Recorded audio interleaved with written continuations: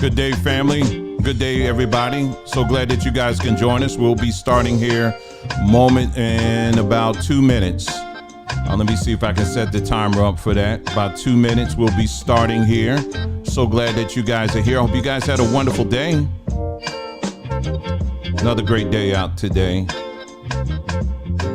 Weather is starting to change a little bit. It's starting to get a little bit cooler. All right, I'll go ahead and set that timer up right now.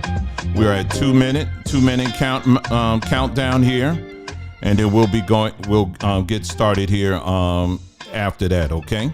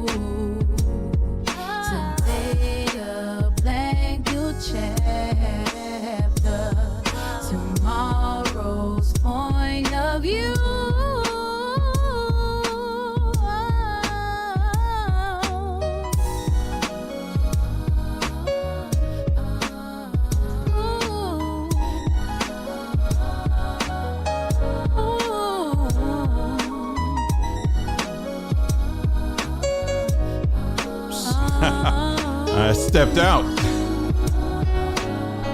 I had to get some water and realized that we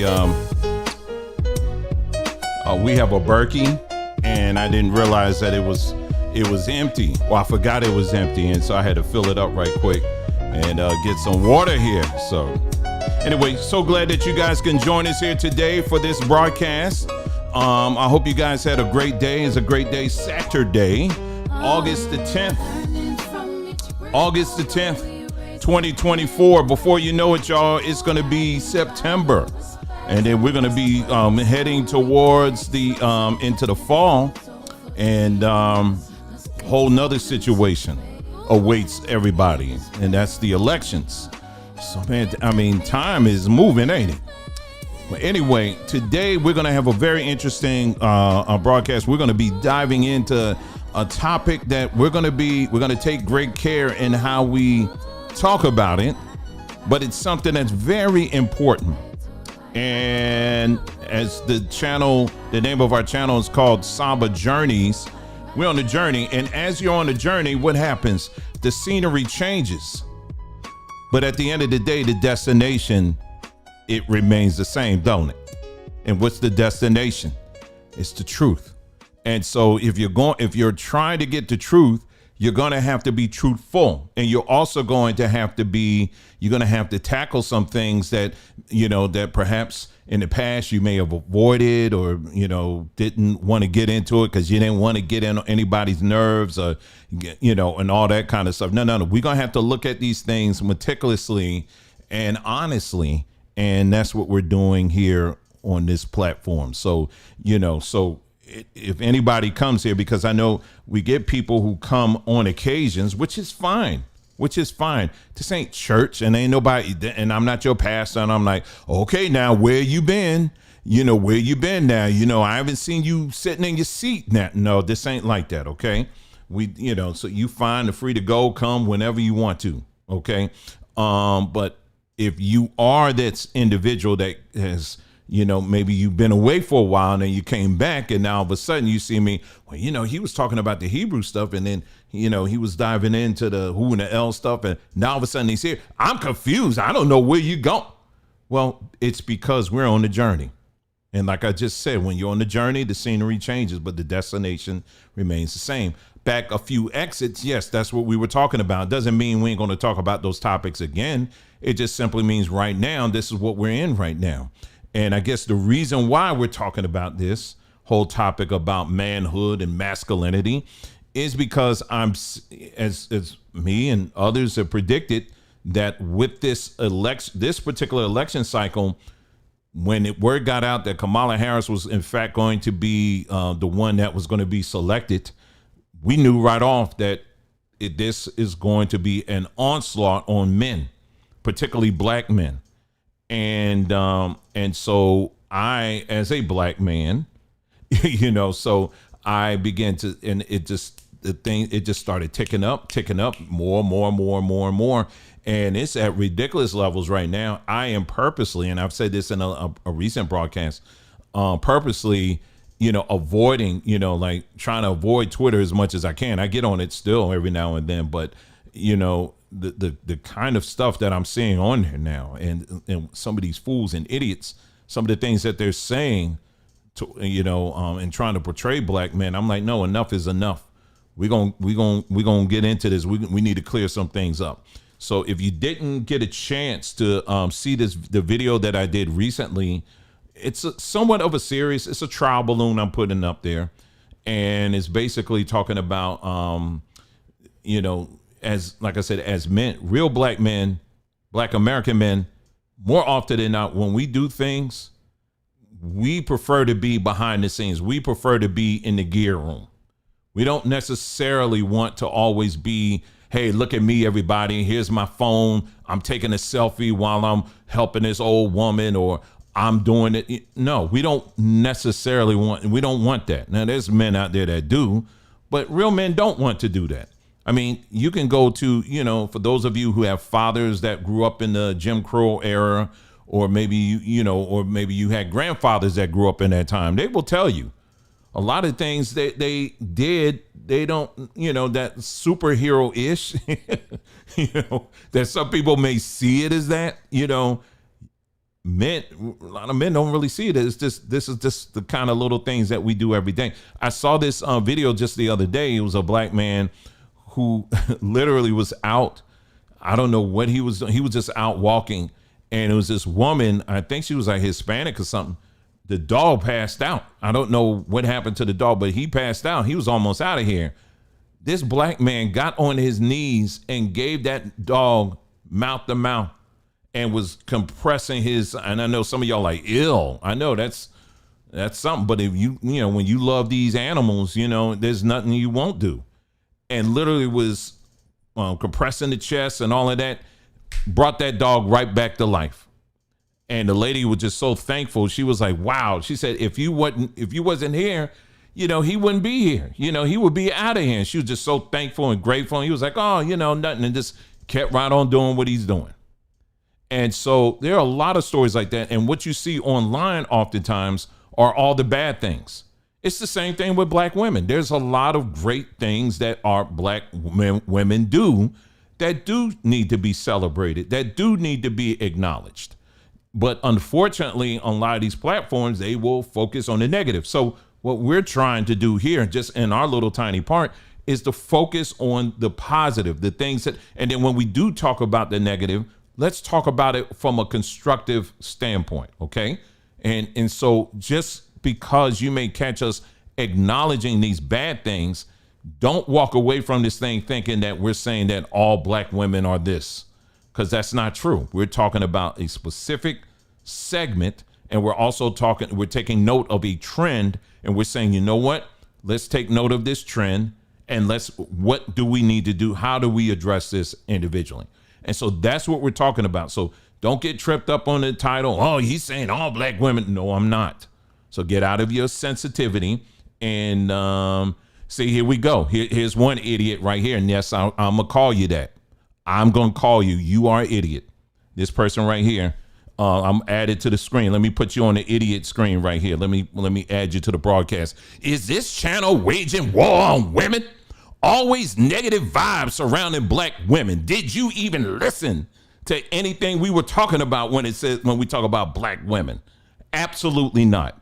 You're going by titles and you're not listening to the content. So this class isn't for you. So you need to go back on the short bus and you need to take the short bus to another class, okay? Because this class is not for you. Because if you take the time and listen, you'll see that we're very positive and we're very uplifting and encouraging the black women. So ease on, okay? So I told you I'm not the one today. I am absolutely not the one today, all right?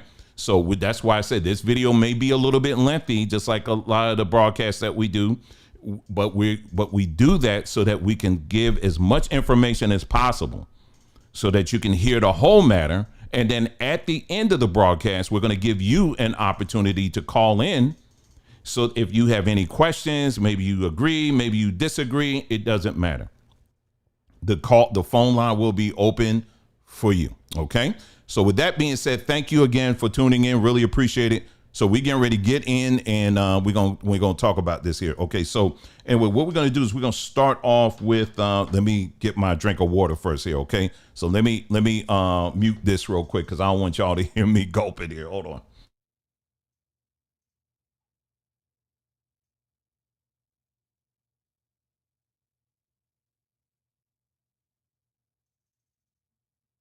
All right, there you go. All right, there you go.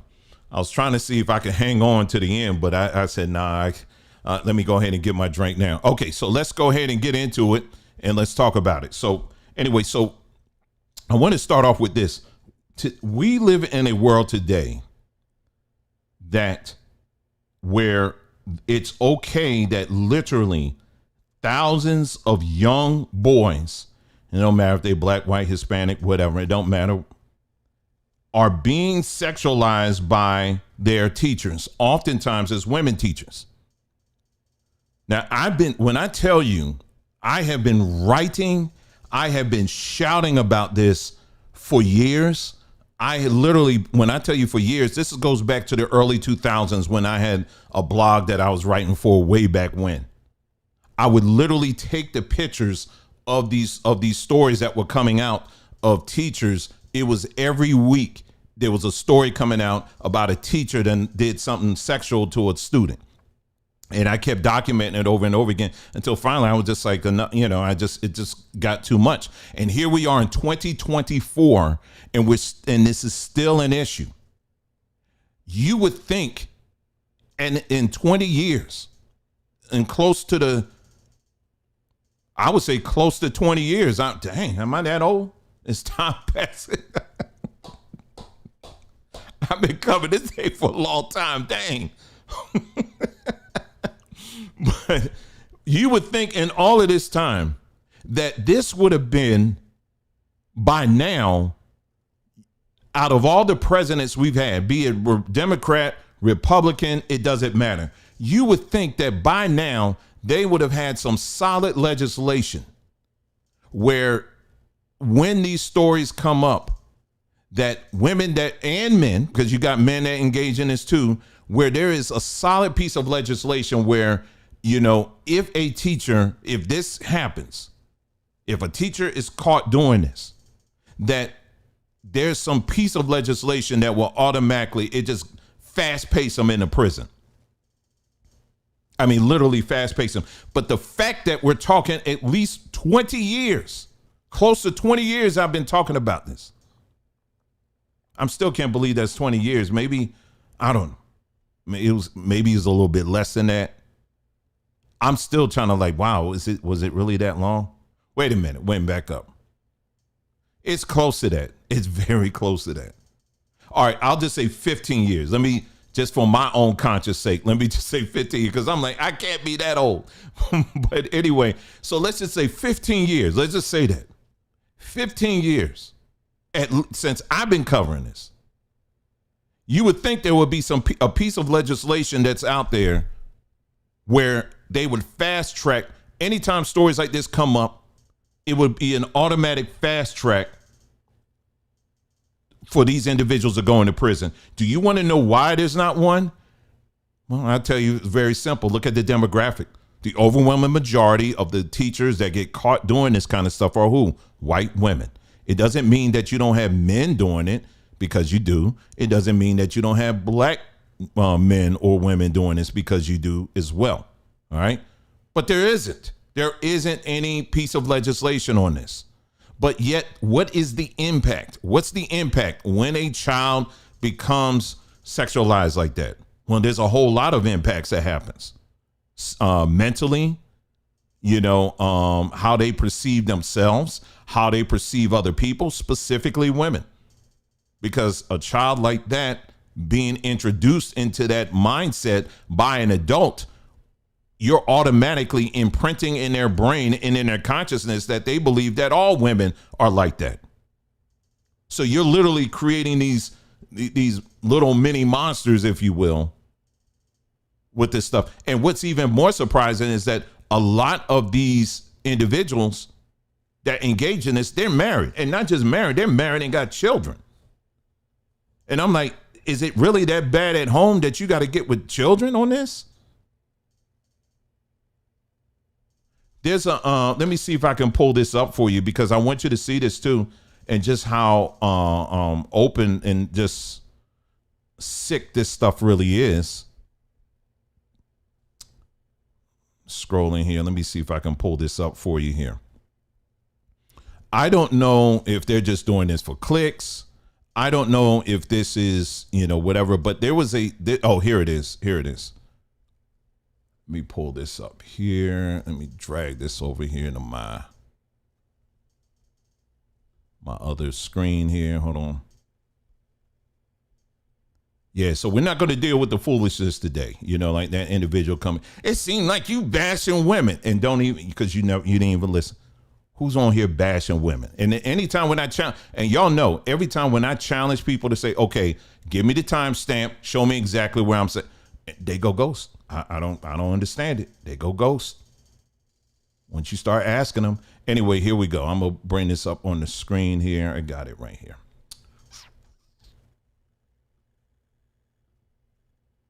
We're going to talk about that. You got that on the screen here. We're going to go through that. Okay, here we go. This boy is a 16, according to this, because I've seen this posted other places as well. According to this post, okay, this is a 16-year-old boy named Little Wody. And his fiance, how is that even possible, is a 26-year-old. And they said these are pictures that she takes before dropping them off at school. Now, I'm showing you this because even if this is fake, I could tell you right now, there are many examples that I've seen where it's really real, where you got older women that get with these younger boys. But it's like, ain't that something? Oh yeah, he getting it now. Not realizing what you're creating by doing this. Or maybe you do realize it. There's got to be a standard calling this stuff out. If we're going to call out the men who do this kind of wicked behavior, we also got to call the women out who are doing this wicked behavior as well. We got to call both of it out because it's not cute. It's damaging. And so anyway, what we're going to do now is, how many of y'all remember Tony Brown's Journal? I remember it. I used to watch it. You know, I was younger during those, you know, in those days. And but as I started getting older and really started paying attention to, you know, politics and social issues or whatever, I would listen to him. And he did this. Let me see here. Hold on. This what you're going to see now is this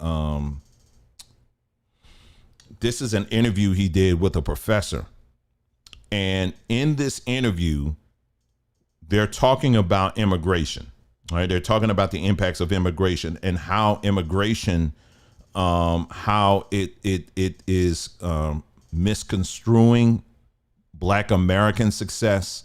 In other words, when people say Black Americans are moving ahead and we're doing this, that, or whatever, but when that's being said, what's really what people aren't acknowledging when you look at the data, in many of those cases, they're measuring Black/Caribbean immigrants that are coming over, whereas Black Americans, on the other hand, they're not moving as far and as high as, you know, what the statistics will show.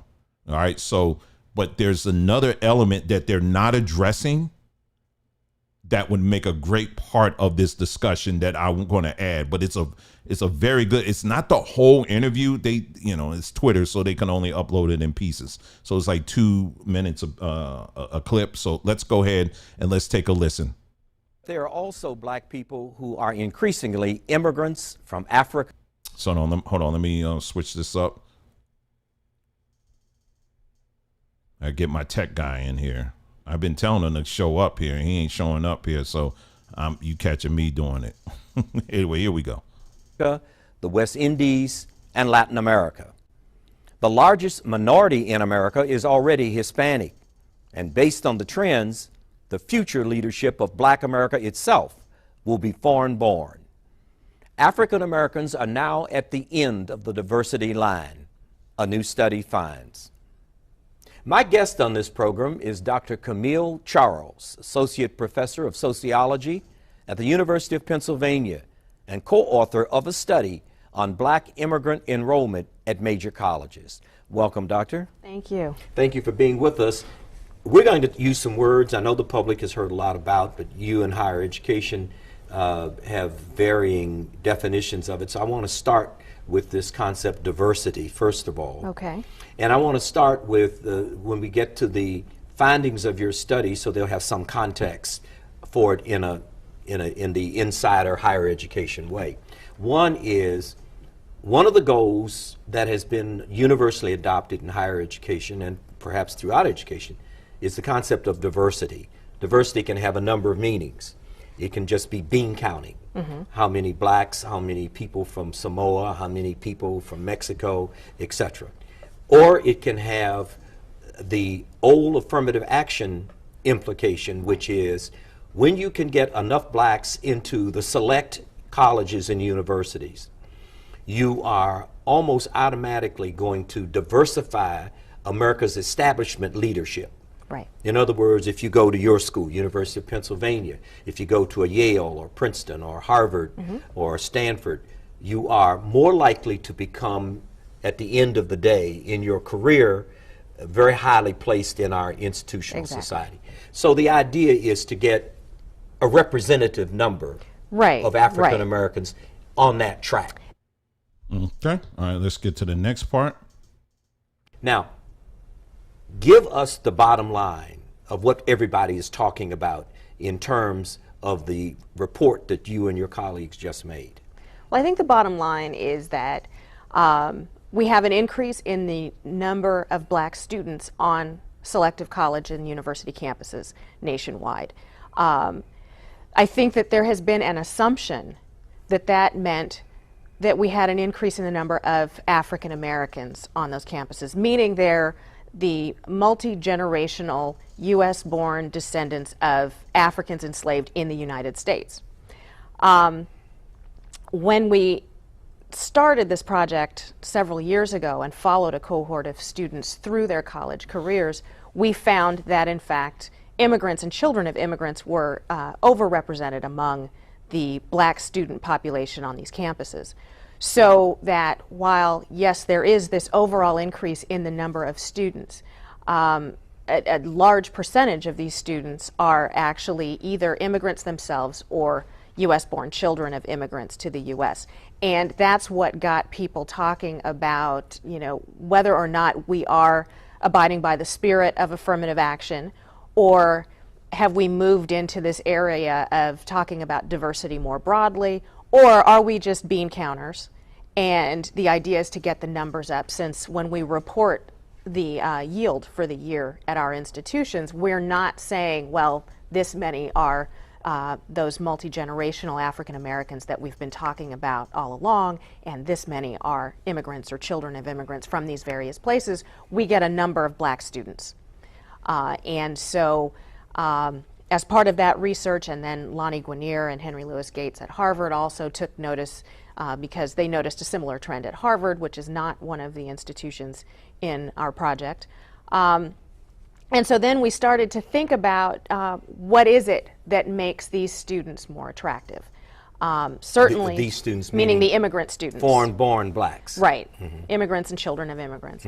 So that it would be a pretty straightforward story if we could say. All right, let's go to the next part. So that it would be a pretty straightforward story if we could say, well, the immigrant and children of immigrant students at these universities are better students. They have higher GPAs, they have higher SAT scores, they have a better collection of extracurricular activities or those kinds of things. They have parents who are more likely to be college educated or to have white collar jobs or those kinds of things. That would be a pretty straightforward story. And I think that what has been interesting about this particular project and all of the attention that it's getting is that we really didn't find many differences between the immigrant and the native born students, with the exception of fathers' educational attainment. They're very similar. Now, the three groups that were identified in your study, the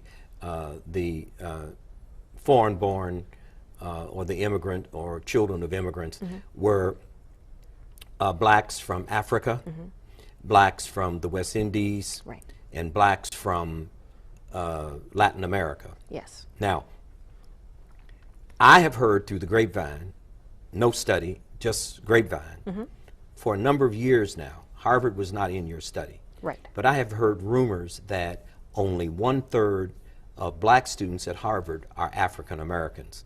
That would leave 2/3 being foreign born for the most part. What did you find in your cohort that statistically, in terms of the percentage of the immigrant blacks versus the native blacks? I don't remember the exact numbers, but and part of that is because I'm working on a different project with the same group of black students, and I've distributed them differently. But I would say that's a little bit I think yours was skewed. closer to But 25%. yeah, I was going to say ours is probably more in the range of 1/4 to 1/3. Right, because I think your study said that they represented 12 or 13%. Right. But they actually, in terms of placement, they were 25 point Right. something percent. Right. Yours wasn't that high, but it was disproportionate to their Yes, percentage. it is disproportionate to their representation in the population as a whole. Okay, and then this is the last piece here.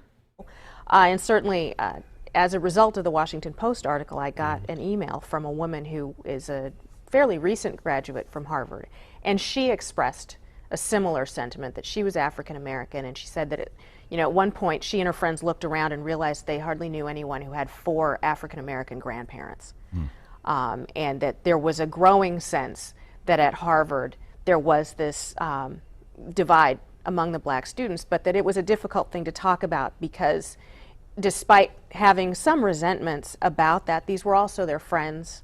And so it becomes very complicated, I think, and a very touchy thing for the students themselves to contemplate. Now, you gave us three possibilities, but I thought of a fourth as you were talking, and that is, I'm not saying this is true because I have no evidence, but this could be a possibility that the universities, these select universities, against the gun to bring in large percentages of blacks, and I think Harvard now heads the list of blacks, 12.5%, and some technical school in California is at the bottom, I think 0.1%, 2%, something like that.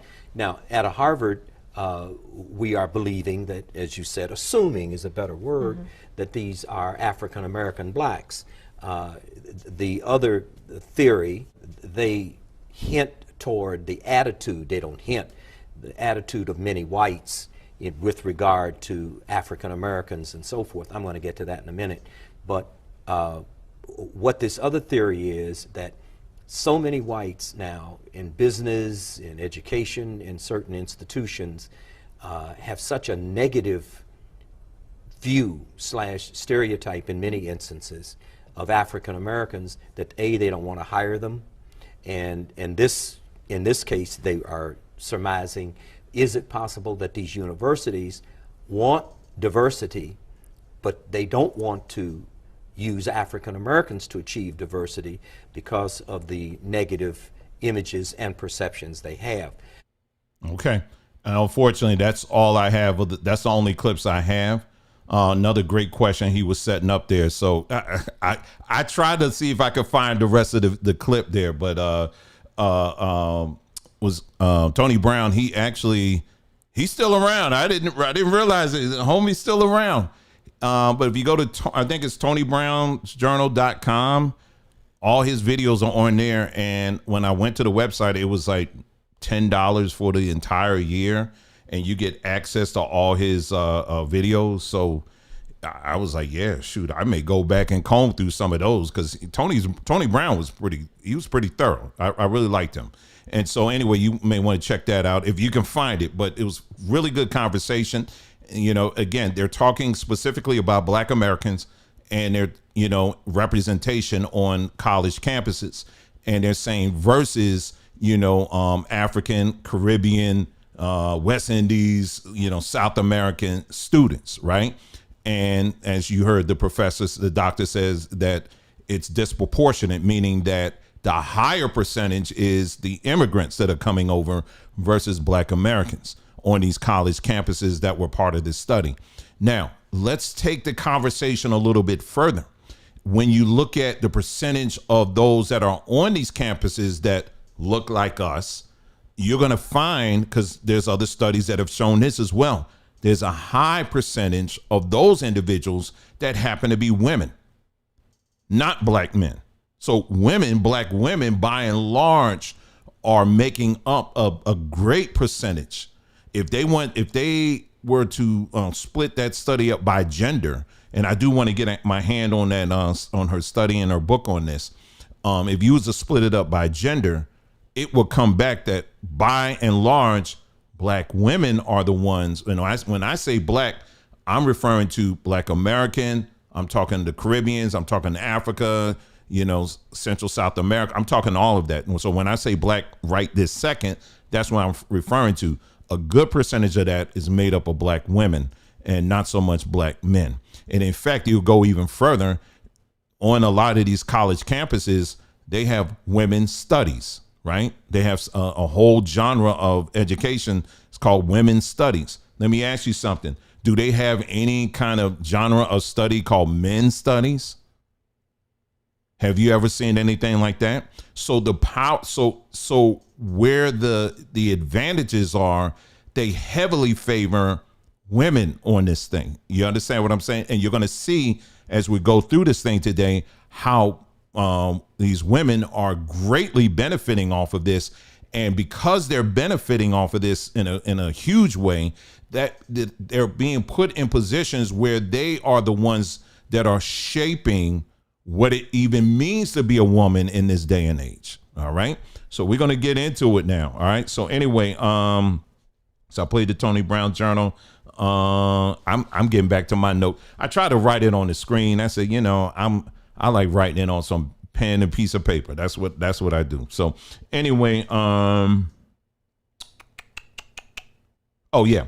And then let me show you this. So and I'm gonna mention this briefly, but I'm going to circle back on this in a moment. So even like I said, even the definition of what it is to be a woman is being challenged. And so we live in a world today now where I'm just trying to pull it up here for you. Where this kind of stuff is normal here.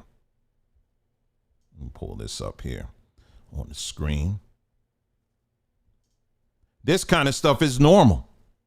So you have women out here now that are getting these kind of operations now. And as a man, one thing you got to understand, what men do, I mean, inside of us, instinctively, we want to protect. We want to protect. But now what we're dealing with now is a society where something like this, that's a very precious and dear part of the woman's anatomy. Out of anything, let's break it all down.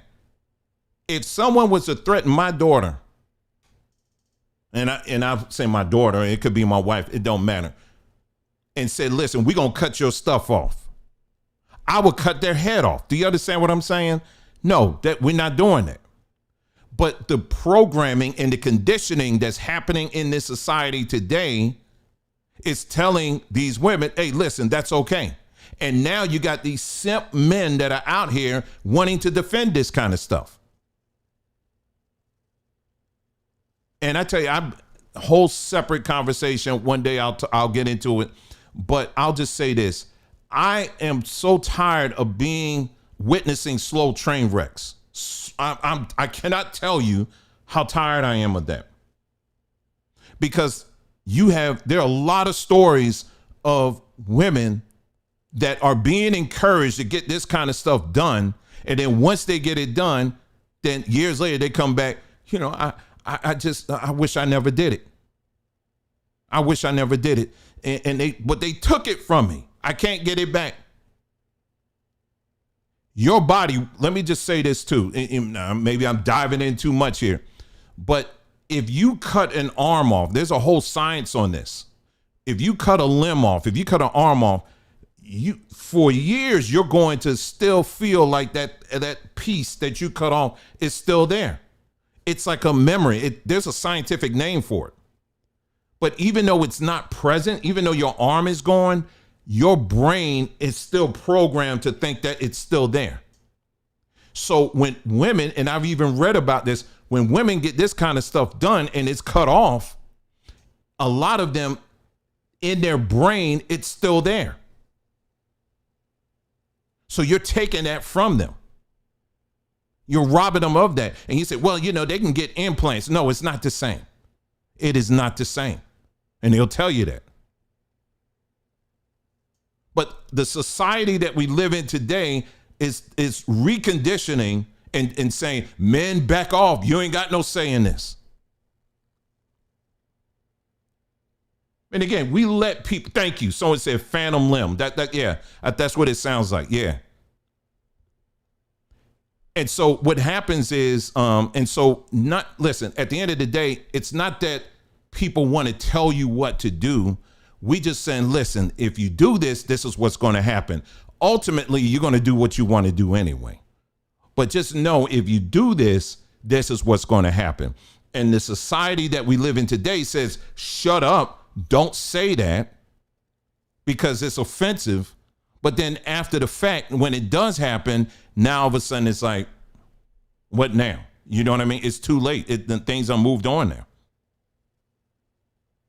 And so anyway, we're going to get back. We're going to revisit that in a moment here because I'm gonna dive in that a little bit. I'm diving that a little bit more. But let's get into this topic here that I want to talk about here. Not topic, but this particular part, because we're going to look at three areas. We're going to look at entertainment. We're going to look at the sci-fi video game world. Yep, we're going to look at the video game world. And then we're going to look at politics. We're going to look at these three areas where this system is using black women in such a way where they are going after, they're redefining masculinity.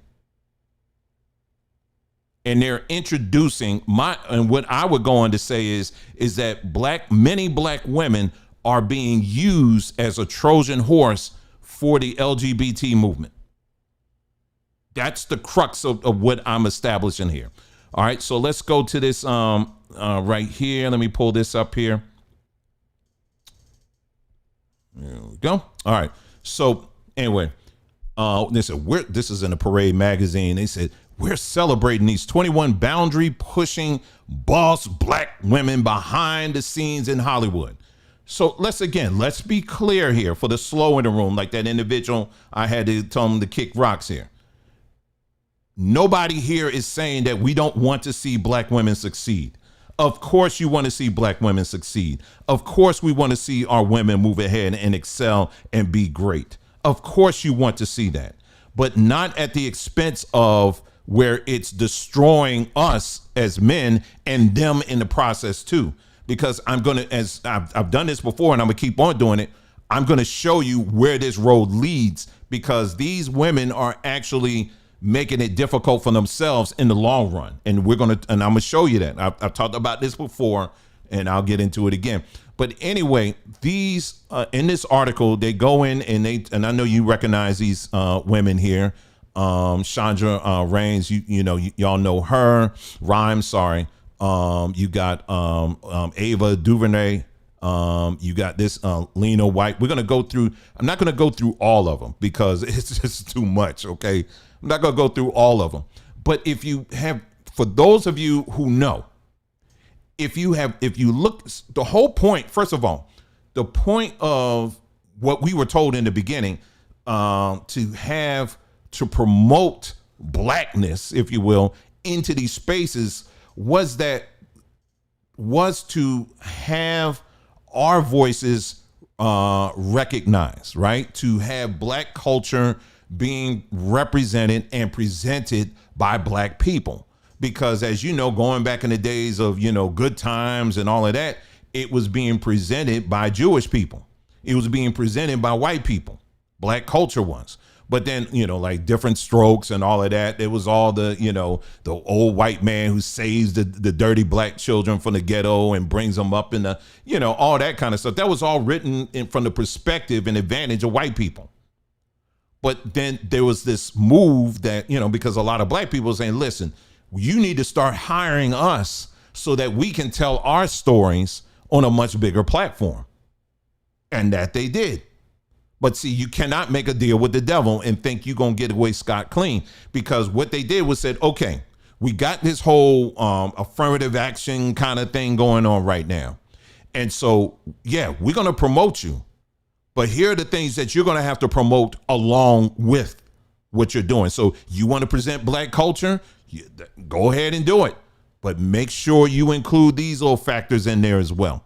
And so as you go through these different individuals here, Shonda Rhimes, she has the How to Get Away with Murder, Bridgerton, Grey's Anatomy. These stories, all of these stories have an LGBT backbone to it. How to Get Away with Murder. None of these things I watch anyway. I don't know when the last time I watched network TV. But y'all remember this scene or these scenes. You got your girl up in here, all kissing on this white woman here. Oh, but that, but hey, listen, that's different. She's just telling a story and all of that.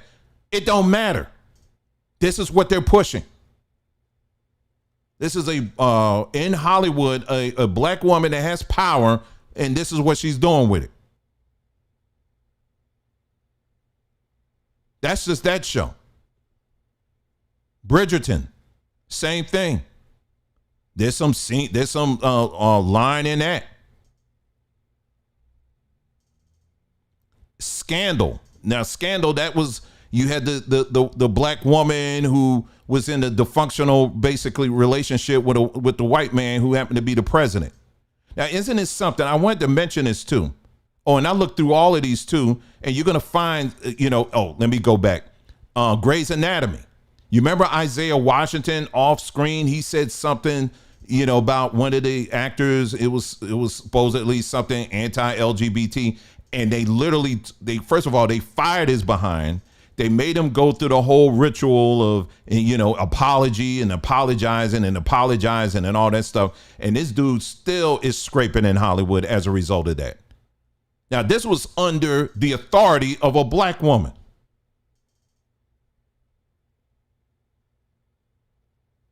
Instead of standing up for this dude and saying, hey, listen, I'm gonna give you another chance or whatever. No, she kicked his behind off. And this black man is still scraping off of that. And then had the different actors and actresses saying, yeah, we ain't really like him anyway, and all that. Left this man wide open. But see, nobody wants to talk about that. Now get back to Scandal. Here you got, this clearly a dysfunctional situation where you got this black woman who's the aide to the president, who's a white man. And then, they have this steamy affair and all this other stuff, right?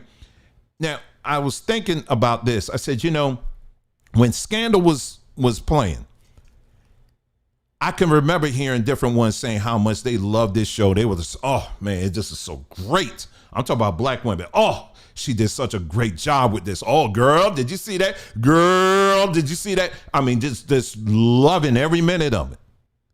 But then on the other side, now, if you notice, people are starting to attack Tyler Perry, right? And they're saying, you know what, Tyler Perry, we're getting tired of you. We're getting tired of Tyler Perry, you putting out this stuff, always showing a black woman in the dysfunctional relationship. Always showing it this. We're getting tired of this, Mr. Tyler Perry. We're tired of it. But they didn't complain. They're not complaining about that by Scandal, didn't they? What's the differences here? What's the differences? In Scandal, she was in a dysfunctional relationship with a white man. With Tyler Perry, it's a dysfunctional relationship with a black man. Huh? One is getting hammered and they're saying, stop putting this out. The other one, they're saying, keep it coming. So as if you are a media researcher, you're going to take note of that detail, aren't you? You're going to say, okay, so basically what I'm seeing is these black women much rather be in a dysfunctional relationship with a white man than a dysfunctional relationship with a black man. Now, that may not be you that's watching me, but it is applicable. It's the narrative that's being pushed. That's number one. And number two, it's the narrative that a growing number of people are embracing. And I showed you the other day on TikTok on that woman, getting on there and saying all that. Oh, I just love me some white man. So I'm not nitpicking here. We're looking at trends here. All right. And again, I have to stress for the short attention span people in the room, I'm not saying this is applicable to all black women. It's not. There are many black women who have risen above this, and everything I'm saying, it does not apply to them.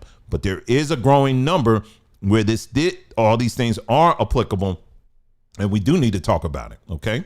And we're going to, talk some solutions. And I would love to hear from some of y'all tonight when we go live. Okay. I mean, when we open the phone line up. Okay. All right. So Ava DuVernay.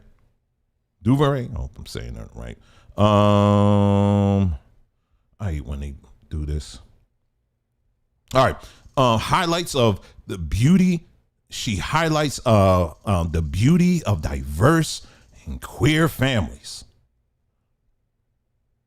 So for the past decade, Ava DuVernay has been making movies and shows that change how Americans of the world view the black experience. From Selma, from Selma to from Selma to the 13th, both Oscar nominated, to our diverse take on The Wrinkle in Time. Okay, blah blah blah. All right, she's naming all this stuff here. Duvernay recently got into the unscripted business, but her new project for Peacock, Home Sweet Home, is a far cry from The Bachelors and Housewives. This series, which premiered last month, features very different families swapping lives and homes for a few days, learning their routines, customs, joys, and sorrows. The show is not about conflict, but understanding. Home Sweet Home's first episode featured a black, queer, woman-led household exchanging homes with a Greek-American family headed by opposite-sex parents. Sorry, and then she goes, and then so there it goes. It goes into that. So again, this is another one that's using her powerful platform to start bringing these things up to the front and making them, forcing this to be seen as the quote-unquote black experience. Issa Rae, another one, reveals backlash. Now, this was written all the way back in 2018. Reveals backlash for new series focused on a bisexual black man, and it goes on here. You can read it, but she did it. Okay, so that's another one. Let's go back here. Issa Rae, we talked about her. Well, this is a given right here. Lena Waithe, that's a given right there, all day and night. Ain't nothing more to say on that. Ain't nothing more to say on that. That's just an automatic given. All right, so we can just keep on moving on that one. So you know what she's pushing. We already talked about her. Regina King. Did I have something on Regina King? Regina King. Oscar winner Regina King pledges to include non-binary talent in her landmark drive to make films more diverse.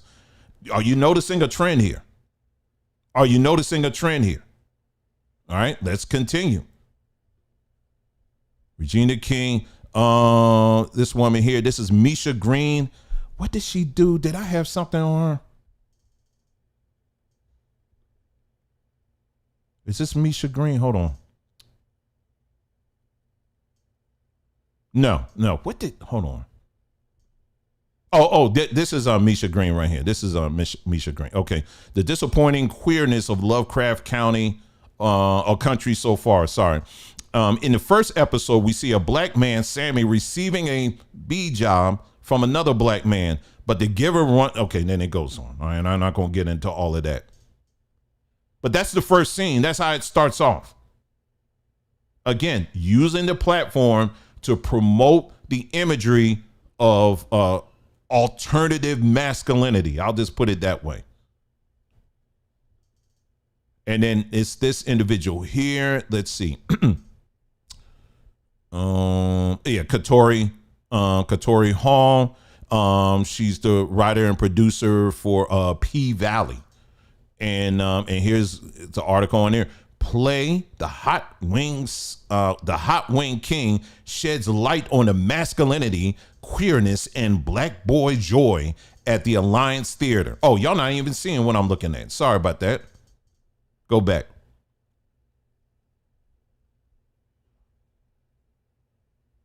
So these are top women producers in Hollywood using their platform to push this, to redefine what masculinity is. This is the, in case y'all didn't see the article, because I don't know if I had that on the screen. Okay, the Regina King, I had that on here too. All right, so there you go. So those are that right there. Let me see. What did I have here? So anyway, so just to recap, so far that's the entertainment world right there. So again, let me go back. Let me go back to the article. Because it was like 20 something down on there. And if you go through this article, you're going to see a lot of this. Most of these women here, when you look through their work, you're going to see that there's a strain of LGBT that has been jimmied or forced into the whole storyline. Now, someone may say, well, Dwayne, are you suggesting that, there isn't a such thing as black LGBT? No, of course there is. But what I'm saying is this, is that when you look at the whole scope of, and historically, what we call the black culture, by and large, the cry, what was the initial demand, is that we wanted to see Black culture presented in such a way where you have, and this is initial now. Now I'm a little bit older, so I can speak on this, and some of y'all more older than I am. Is that we wanted for once to see some shows where you got a strong male character, you got a female character, strong female character, and then you got children. You actually have some order. Now, and it's engaging and all of that. And trying to get Hollywood to do something like that is like trying to find teeth to pull out of a hen. It's almost next to impossible. Now, when they do it, like the Bernie Mac show, they got to do it, and it's comedy, or like Rock or something like that. That's going back some years now. It's in comedy. Even the Cosby Show, even though the Cosby Show was very good, and I enjoyed it, I still enjoy it. But the only time they present it is in the framework of comedy. You understand what I'm saying? When they want to show a strong Black male figure. Now that's back then. But then now they just like bump that. Now we just gonna have him, he goes both ways. Maybe he just angry all the time and all this stuff. But now and also in this framework, this time that we're in right now, we have a whole bunch of Black women who are in control, who can control this narrative, but instead, what are they doing? They're using their power to present these alternative views of masculinity. In fact, they're taking it apart. And they're bringing in all this other elements and stuff in there as well. Now, if you don't see that as problematic, then you are part of the problem. Here's more. Now, I didn't know this. Janika and Jashika James. And I'm sorry, I don't know. Writers typically you don't really know because they behind the scenes folks. So I don't. It's not that I'm trying to insult them, because I'm not. I just don't know some of these people. I just don't know. They're not household names in this house. You know what I mean? Okay. They are writers and producers for Desperate Housewives. I did not know that. I didn't know that. Revenge, Empire, Gossip Girl. I'm sure many of you are familiar with the content on that. Channing Dungey. I didn't know it was a Black woman. She was a producer, executive producer. Wow, I didn't know that. For The Good Doctor.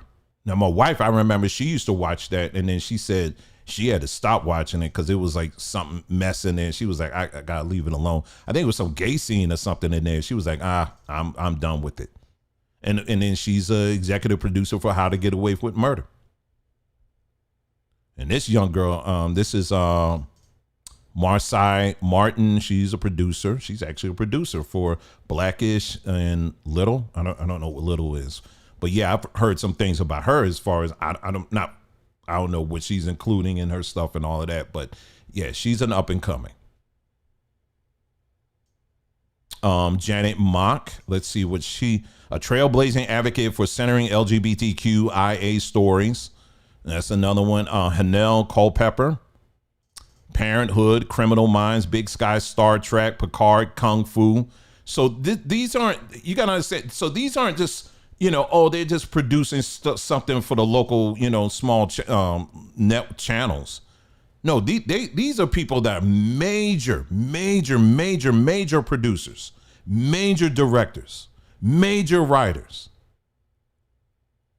And they are contributing to this trend that we're talking about. Costume designer. I guess now we're in the costume designer area. I don't know. Let's see. Costume designer. We'll just skip over that one because that's not same as like a producer there. But Natasha Rothwell. Oh, by the way, they actually are talking about doing another Black Panther. I just said they need to leave that alone. They should have stopped. They should have left it alone. The man and gone. They should have left it alone, but they did. Now, what I've heard, the next one that they said the storyline is that Black Panther, spoiler alert, at the end is going to be this reveal that he has a son and that's his son and all that stuff, right? Well, it ain't really a spoiler, but in this next one that I was reading about, they said that he's going to be raised by two women. I told you they need to go ahead and leave it alone. But I already saw that was going to happen. I already knew that was going to happen. I said, once that man died, that you know where it's going to go. Well, in the last one, they already had the 2 women in that one. So this is what they're using. This is what they're doing with their power. So this is what you see. So a lot of these popular shows that you're seeing on TV, when you look at the people behind the camera, a lot of them are black women. So when you see these different narratives that are being pushed, it's them. They're right there along with all the other people. So we can no longer sit up here and blame, well, you know, it's them people. It's the J people. Now it's the black people that are pushing this.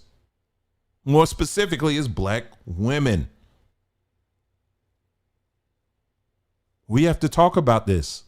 And I know some people, it's uncomfortable for people to look at this, but it's true anyhow. All right. Let's keep it moving here. So that's entertainment. Let's move on to the next topic here. Now, sci-fi. Where do I begin on that one? Because I got a couple of stories on that one.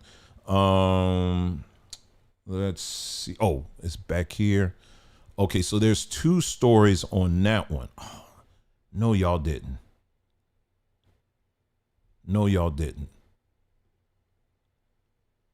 Hold on. Let me see if it'll try to bring it up. Okay. All right, good. It's back. They were trying to make me sign. They were like, oh, you can't look at this one. I was like, what? Anyway, so we're going to look at science fiction / video games. Okay. In the science fiction world, okay, there's a magazine that's been around for like ages. It's called, I think they recently changed the name. It's now it's called the Magazine of Fantasy and Science Fiction. And I think they recently, not too long ago, added the fantasy part to it, because I think it used to be just science fiction or something like that, right? Anyway, this is a magazine that has been around for umpteen years. And, you know, you've had different ones who, Ray Bradbury, you've had, you know, different ones that have, I mean, it goes way back. People who write science fiction writers, and what they'll do is they'll submit their work to this magazine. And it's just for sci-fi fans to read it and all that. Like maybe someone wants to trial balloon their, you know, some story that they're working on to see what kind of feedback they're getting on. It's highly revered. Well, anyway, over the years, the magazine itself has been going kind of down. And so what they decided to do, you know, in this age of, okay, we're going to, you know, start adding, you know, let's throw a black woman in there, you know. And I'm just, I want y'all to hear me, but don't allow your brain to go ahead of me and think that in these cases, I'm saying, see, when these black women touch it, you know, they're making it. You know, I'm not saying that. What I'm saying is that as black women, y'all are allowing yourself to get set up. You understand what I'm saying? Just like all of those writers there, if you keep listening to what I'm saying, just hear me all the way out in this broadcast, you're going to see how you're setting yourself up. So if anything, I'm trying to warn you, okay? Because you're setting your own self up, but you're creating a lot of damage in the process. So anyway, so this magazine just decided to hire this black woman here. Her name is Cherie Renee Thomas, and they decided to make her the editor of this magazine. And she, you know, a lot of people in the sci-fi community was like, wow, that was left field, because even though she has some experience, it was very clear they put her in that position simply because she was black and she was a female. And so when they put her in this position, this article, it goes on to talk about how, you know, it's just the quality of distribution and all of that. It just went way down. And some people can say, well, it's because of racism. No, when you get into this, you'll see that there was something that happened right along the time that she got on here. Okay, so let's get into this here. The magazine that then moved for his diversity hire, like most in the industry, installing Cherie Renee Thomas as editor, a black activist known for her work in dark matter, a century of speculative fiction from the African diaspora. Like a large portion of the modern publishing industry, many of her credits in fiction and nonfiction involve race baiting. Okay, now. All right, let's go on. It says quality began to drop off, and so did the publication efforts. In 2022, readers noticed that they had trouble simply subscribing to the magazine. They were using an outdated system to try to obtain the magazine, which was changed, but they failed to get a subscription. Others on Reddit noticed during this time that the publisher failed to pay authors in a timely manner for their stories, and that there were internal fights between Cherie Renee Thomas and the magazine's publisher over stories purchased. According to an inside source, stories would be thrown in by one or the other, leading to erratic tone for the new issues.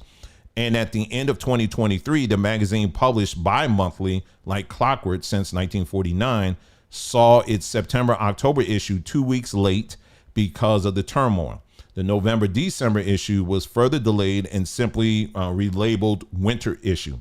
By the time it finally came out, as the DEI Fuel team seemed to have trouble sticking to schedules. And I'm going to talk about this as we move into the video game part of it in a moment. The video game is not so much going to be involving black women, but you're going to see what I'm talking about. Since the winter issue, fantasy and science fiction has not published any new content on its website, and has not been updated, and no commentary has been made on the magazine status. Editor Cherie Renee Thomas has been very active on X or Twitter during this time, posting about her race baiting projects, and including a new book called Africa Risen. That's the book right there. In April, she retweeted an activist named Phoenix Alexander, who was bragging, saying that this magazine, Fantasy and Science Fiction, will publish my new short story, Slicker Thin, that sees an androidcratic human society pitted against a flock of patriarchal harpies on a mythical Greek island. As much as Phoenix wanted to fight the patriarchy, the story has yet to be released as of August 2024. So this is this black woman. She's using her platform to promote this kind of stuff where, you know, even in the fantasy and science fiction, they're fighting the patriarchy. Are you seeing a trend here? Okay, so let's go ahead. So that's that. Now, what I want to show you now is now this story doesn't directly involve black women here. Okay, but it involves what a lot of these black women that I'm referring to, it involves the movement that they're embracing. You understand what I'm saying? So, but before I move on to that, the way I heard about that story that I just read to you, this was, it was by way of a guy who's a science fiction writer, and he's been in the science fiction space for like years. And he just said, you know, the heck with it. I'm done. I'm gonna start self-publishing. And what he was saying, the reason why he started self-publishing is because he noticed that in these different publishing houses, you know, you have groups, that editors and all of that will, you know, that approve or disapprove your stuff, right? And what he began to notice was that a lot of these publishing houses now are getting rid of the people that they used to have, and they're now replaced with just about all women or LGBT. And they're making it a requirement that if you're going to submit a story to us, it has to tick all of these boxes. In other words, you got to have a person of color. In other words, it's got to be LGBT. There's got to be LGBT relationships. They got to be all of this. So it's got to have all of these things in here. So this is why, for those of you who do like reading like science fiction or some of these novels and stuff, and you're noticing this now, my precious daughter in there loves to read. Oh my gosh, does she love to read? This girl will go through books like it's like water. I mean, she loves fiction, oh my goodness, this girl loves to read. And she goes through all these books, right? And she'll read it, and then she'll tell me about it. And then she was saying, you know, in this story here, they're talking about this. She said, and then they got to this part. She said, I don't know why they put this in there.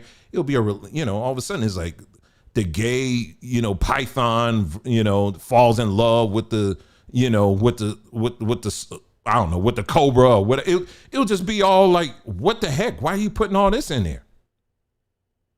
Or it'll be, that's more fantasy stuff. So she's done some of that, but she like the, regular stories. And even in the regular stories is they're pansexual or this, that, or whatever. They feel like they have to put that in there. Well, it's because of the fact that now in the publishing world, it's now becoming a requirement to see this.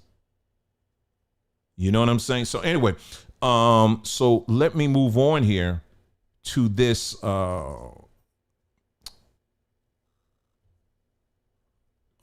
is this here? Okay, this is it here. So now we're getting into the video game world. Okay, so video games, I'm not going to play this whole video, but I thought it was really interesting.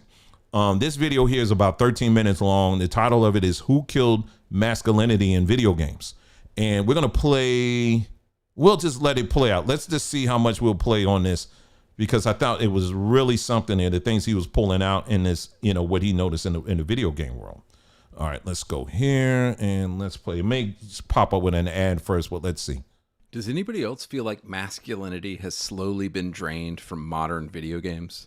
I was looking at recent staff photos of Ubisoft and Halo Infinite developers. Back all the way up. Now, this is Ubisoft, okay? Ubisoft is one of the major, for those that don't know, major game publisher. This is the staff. What do you see? So when you think of all these video games out, what do you think is going to, what do you think they're going to project in these video games? So this is just Ubisoft, and he's going to talk about another one. Let's go. Developers, and it's all starting to make sense. It's a bunch of fat white liberal women, and white liberal women have no interest in masculine, manly, male characters. They wouldn't even know how to write one if they tried. This is Halo. This is another game. This is why Rockstar, a company founded by men that at least in 2018 was still mostly run by men, created the magnum opus Red Dead Redemption 2, a game with a manly, well-written main protagonist, Arthur Morgan. If you want to see the seismic shift away from masculine characters, honestly, all you need to do is play a few games from 2006, and you'll see exactly what I'm talking about. Consider how many masculine military games came out in the 2000s. Medal of Honor, Call of Duty, Brothers in Arms, Gears of War, Operation Flashpoint, Rainbow Six, Ghost Recon, Splinter Cell. All of these games were starring men and had themes like brotherhood, duty, sacrifice, honor. Almost all of these franchises have either been killed off, turned into multiplayer games, or went woke.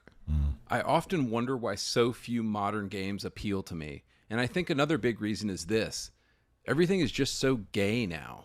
Compare the games I just mentioned to the modern trash we have to deal with in Overwatch and Apex. Almost every character in these new games is either gay, lesbian, bisexual, trans, or something else. Like, what happened to a masculine dude with a hot chick on his arm? I love the idea of Xbox Game Pass, but I swear every time I open it up and look for new games, there's just so many games that look gay now. I refuse to play another cutesy 2D platformer or a game with a cutesy art style by some indie developer anymore. I'm just done with these games. If you want my 100% real thoughts on this, I just think the entire video game industry has gone woke and gay, and almost nothing they are making appeals to me in any way anymore. So this is why I mostly play 20-year-old games on my channel, because they were just better. I was recently reading an insider interview about what went down at Volition Studios with the disastrous Saints Row reboot from an inside source. This source said that the LGBTQ community within the company was actually pretty small, but they are the loudest and the most annoying, and the company leadership chose to promote these people into key roles. And that's how you get the absolute dumpster fire of a game that was Saints Row 2022. I think what you have at a lot of these game studios is about 80% of the staff is probably just hetero dudes trying to do their job, but they're afraid of speaking up or saying what they actually think, and then you have the LGBTQ folks making decisions about what kind of game to make. And everything just ends up being safe and soft and sensitive because, oh, we can't hurt anybody's feelings. So, of course, you get these shitty dumpster fire video games that nobody wants to play. After reading a lot of insider interviews at these developers, this is my sense of what has been happening. If you see your Hold on. I'm gonna play just a little bit more of it. Like there's this kind of unholy alliance right now between games journalists, white liberal women at game studios, and the LGBTQ community at game studios. And they all seem to be united around one thing. They actually hate gamers. And who are gamers? Overwhelmingly, well, heterosexual dudes like us, of course. This recent Reddit thread was written by an actual game developer and made me realize this. It reads, headline, Am I allowed to say this? I kind of hate gamers. I'm a professional game designer, and I'm worried that I'm starting to hate gamers. Watching the gaming events on YouTube last month with the chat on was extremely disheartening experience. Every time a character that wasn't a cis-het white man appeared on screen, the chats would fill with messages calling the game woke or complaining about DEI. Every game that wasn't a shooter or a hyper-casual competitive online game garnered zzz and boring comments. I've seen people implying that I'll just stop it there, but you get the point there, because like I said, and this is by the way that get credit. The name of the channel that this video is on is called Andy Pants Gaming. And so that's, and there's a lot of other videos. If you go on YouTube, well, you're on YouTube now, and do a search, you're gonna find a lot of people are talking about this particular topic. They're starting to notice that a lot of these games now are starting to become soft, and the reason why is now we're seeing, like he showed here, you're seeing who's behind this. You understand what I'm saying? And they are going to push their agenda, which is an anti-male agenda. And like, for example, Star Wars, they have a game. At some point, I with my son and I, we talk about these things sometime. I said, they really got to stop with coming up with all these different Star Wars games, because it's like never ending. Like they got this one out now. It's like the Junk Crew. I forgot what it is. And it's like with little kids or something. It's not, if you're a gamer, it's not, it's like, it's stop. Why are you coming out with these games? It's like, it's not even, why, and, but they just came out with this one recently. It's called Star Wars Outlaws. And that one is like, the game is centered around a female character, who's kind of like a Han Solo. There's no lightsabers or anything like that involved, but he got this woman who looks like she's probably about 5'4", 5'5", or something like that. And of course, she's flipping aliens that are like 2 times taller and strong as she is, and all that. So it's really taking it out of the somewhat believable. And let me just say this too, is that men oftentimes, men who are gamers or men who are into sci-fi, let me let you in on a little secret. Most of the time, and I'm not really a gamer. I'm not really a gamer like that at all. I like watching when they play these games and stuff. I like watching other people doing it. I'm not a game. I don't have a console. Okay. I'm just like, I watch it, but I like sci-fi too. I don't care if it's a woman lead in the story. I really don't. I think it's fine. As long as the story, what I'm looking at is it a well-written story? Is the action on point, the special effects on point? I don't care. I don't. It doesn't bother me at all. But like when they did Captain Marvel, it's not so much that, oh, they got a woman leading. I don't want to see that. Boo. No, it wasn't even that at all. It was first of all, the actress that played Captain Marvel, there was some things she said during the media junkets. It was like, you need to calm down, with this whole, the feminism stuff, you need to so that pissed a lot of people off. But then, then you saw in the movie, there was some things in there that was like, y'all forcing the agenda a little bit too hard on this. And that was a big turnoff for a lot of people. You know what I mean? But no, nobody, but other than that, nobody, I don't think anybody that I've seen they don't care, and I'll even go even further than that. Now we talk about black people, for example. Now, in that video I was just showing you, he was showing how like games back in the early days, they featured, manly men that, all of this stuff, right? And a lot of those manly men, they were white. A lot of them were. Now, I will tell you that even in those days, you had tons of black young men or whatever that would play these games. They honestly didn't care. Young men didn't have conversations back then like, oh, I would play the game, but I want to see me. I want to see me. I want to see someone that looks like me. They didn't care. Nobody didn't care like that. I mean, it was a bonus when they would add, because people would oftentimes come up with like a upgrade to the game. Someone would do it independently that would allow you to create your own characters or whatever. So that's how people got around that. And that was it. But nobody really cared like that. But it's now you're starting to hear, them trying to push that like, okay, now we're going to have to make sure we have someone that's into animals. We got to make sure we have the twink. We got to make sure we had the bear. We got to make sure we got, you got to make sure you got all these different sexualities mentioned until now people are like, man, bump that. I'm done with these games. Yeah, it's just Skeleton Crew. I knew I got a gamer in the house. Yeah. Why did they make that? Like, why did they make Skeleton Crew? Like I saw the trailer for that. I was like, it just, why? You know what I mean? and they did want, my son just showed me a trailer today. Lego Star Wars, they got one, they just dropped. Now they're doing, it's like a multiverse it's a multiverse version of Lego Star Wars. Why? I mean, it's like, just leave it alone, man. You know what I mean? It's like, okay, they should have just left it like with the other one. Anyway, I'm getting off on the game world stuff now. But anyway, as you can see, again, getting back on course here, is that, again, you see this agenda is an anti-male agenda. And they're trying to dismantle it at every point, and to the point now where people, in the gaming world, guys are like, man, screw it, bump that. Let me move on to something else. And I would say the last stand, if you will, as far as the game world is concerned, I would say is like NBA, the NBA games, football games, because that's just all men. You know what I mean? But then you got the shooter games, which are still around, that are still doing well. But I'm going to tell you, they start blending in, start bleeding in some of this other stuff more and more and more. People are going to they're going to be looking for other things to do, And, but anyway, someone said, I'm glad I'm not a gamer. I get dizzy, man. I can't. That's why I said I can't play it. I just can't. And the violence it can be a little bit too much. It could be a little bit too much for me. I can't. Anyway, let's move on. So I talked about entertainment. We talked about sci-fi. Let's get into politics real quick here. Okay, we're just moving right along here.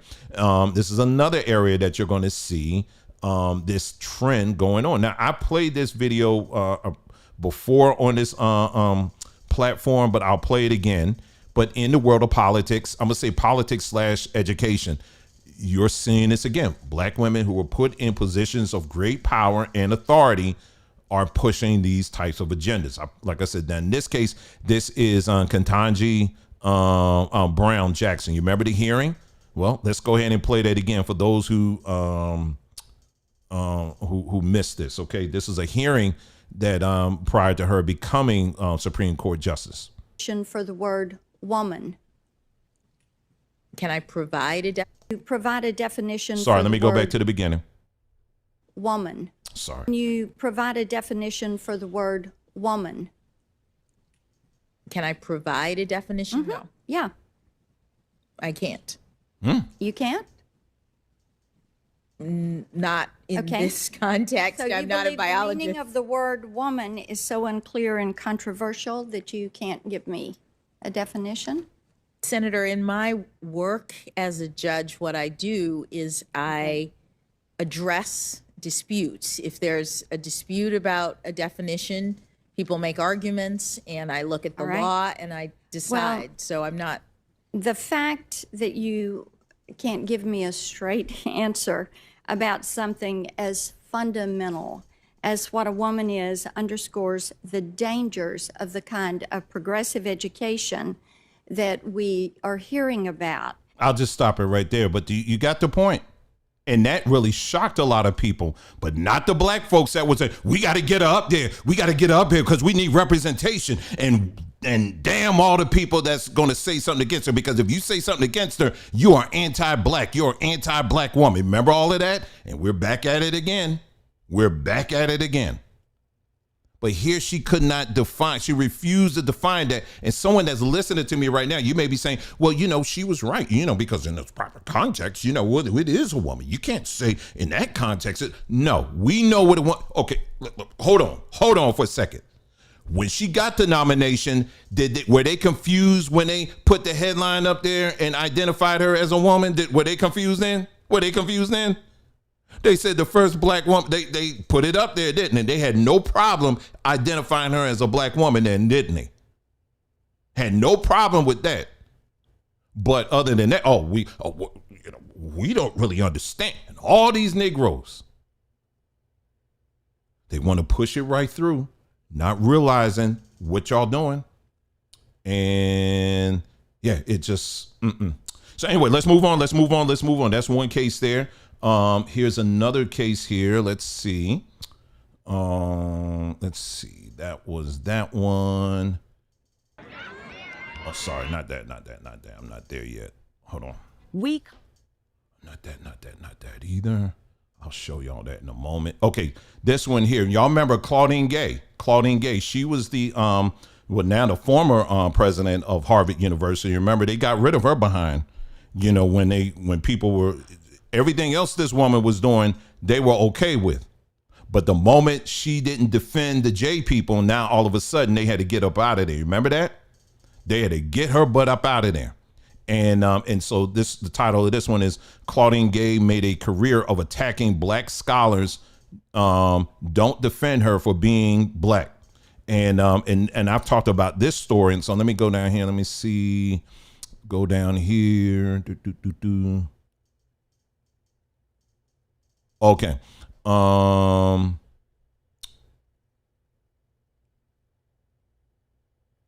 just go right here. And they said, and yet many are coming to her defense. Having finally got their wish of a black president of Harvard, Harvard seems unwilling to let her go. The racial wagons have circled around Gay, with president of the NAACP alleging that white supremacy is afoot, and Morehouse president David Thomas claiming in a Forbes interview that Gay is a scholar at the top of her profession, as qualified as any president Harvard ever had. This is not only misguided, but deeply ironic. Did you know that Claudine Gay, during her Harvard career, has repeatedly targeted and disrupted the careers of prominent black male professors? I've talked about this before, but I'm saying for those that never heard this before. As dean of the college, Gay terminated Ronald S. Sullivan Jr. as the faculty dean of the Winthrop House. Professor Sullivan Jr., a graduate of Morehouse College and Harvard Law School, was the first black faculty dean of a house in the history of Harvard College. What was the Professor Sullivan's offense?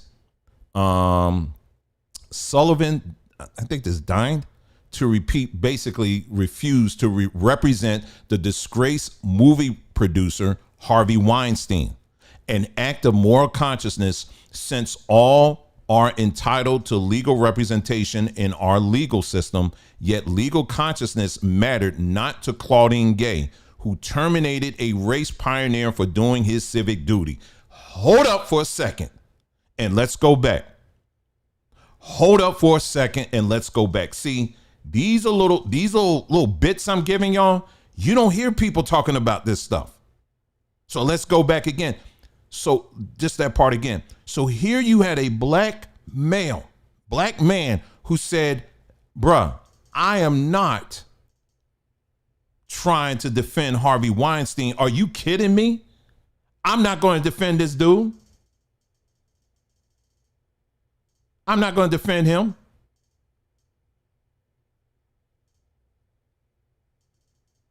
She got mad because he wouldn't defend Harvey Weinstein. And because he didn't defend Harvey Weinstein, guess what she did? Told him to go kick bricks, pound sand. She got rid of him. She did that.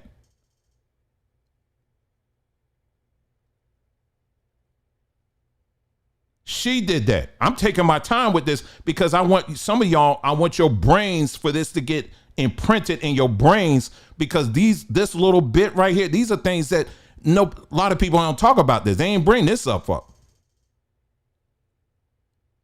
That's one example. And this other one, there's an actual documentary on this dude here. You may excuse this heartless termination as a one-off. You would be wrong. Economics professor Roland G. Fryer Jr. was next in the sights of Dean Gay. Fryer was a top black professor at Harvard. After having overcome all sorts of hardship and childhood problems, basically, Professor Fryer joined the faculty at Harvard to become the second youngest professor ever to be awarded tenure at Harvard, and went on to blaze a trail of distinction, including winning the MacArthur Fellowship and the John Bates Clark Medal. Yet when Fryer undertook research into the killings of unarmed black men in Houston, Fryer's research found no racial disparities. He made the mistake of undercutting the racial narrative that the left has adopted, and as a result, Gay did her best to remove all of his academic privileges, coordinating a witch hunt against him. Fryer survived Gay's crusade of discharge, but Fryer's lab was shut down, his reputation tarnished. This is a black woman doing this. Let me say that again. This is a black woman. Let me give you some more little to that story, because again, there's a short documentary that's here on YouTube where they go into this. Basically, long story short, as they mentioned, he did a study. Now, this guy, he was far from a conservative, right? He was far from that. He wasn't a conservative at all. So he wasn't going in trying to cook the books or anything like that.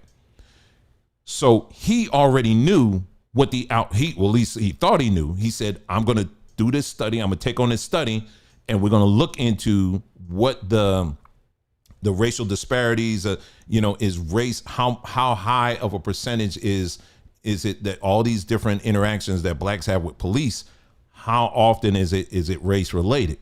And so he already assumed that, okay, it's all pretty much going to be race related. Well, to his surprise, he had hired, so he put together this whole team, right? Harvard gave him the money to put together this entire team.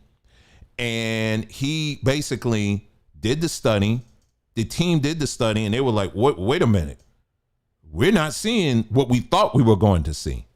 And he was like, hold on for a second. Hold on for a second. Hold on. Let me look at this. So he let me look at this. So he looking at it. What the heck? So he said, no way. So he got rid of his entire team, and he hired a brand new team because he couldn't believe it. Well, he hired a new team, and he had to do it from the beginning. They threw out everything and started all the way from the beginning. And to his surprise, it was the same result. And so he was like, okay, what the heck? So he was telling his colleagues about the findings, and all his colleagues were like, nah, you don't want to say anything about that. You may want to tuck that away. Right?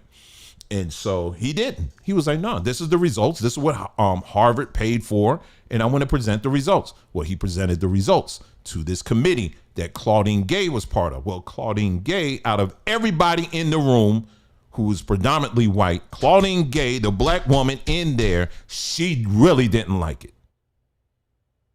And she made it known.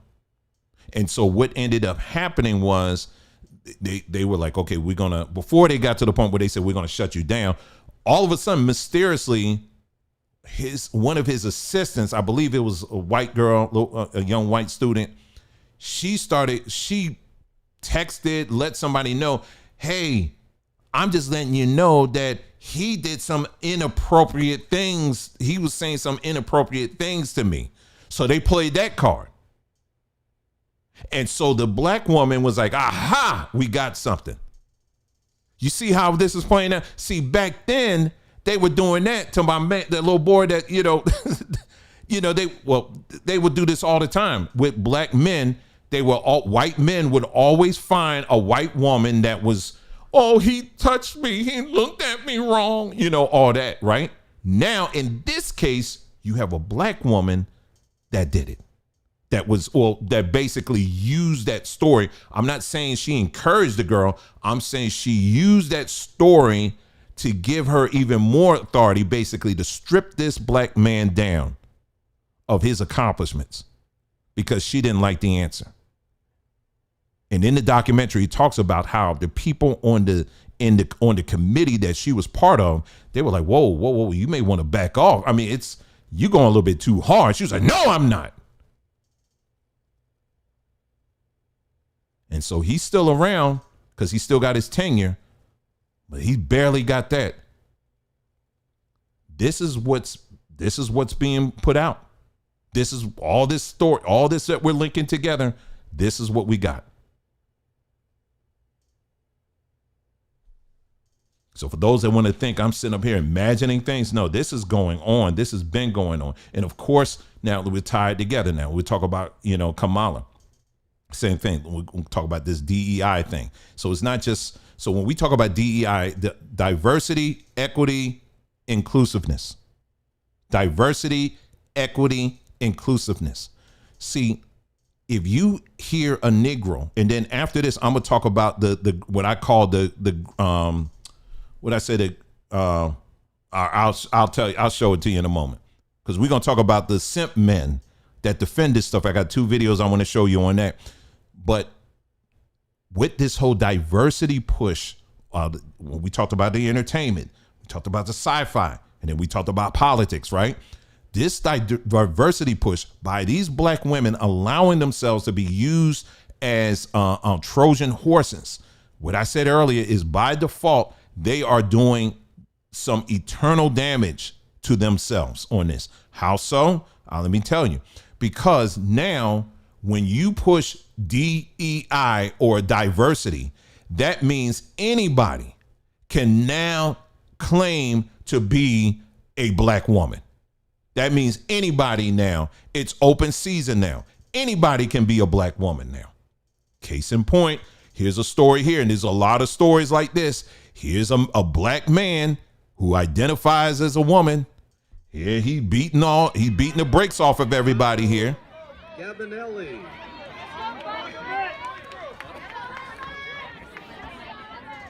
So when Justice Ketanji Brown, when she said, I can't defend a woman, this is what, by default, this is what she's encouraging.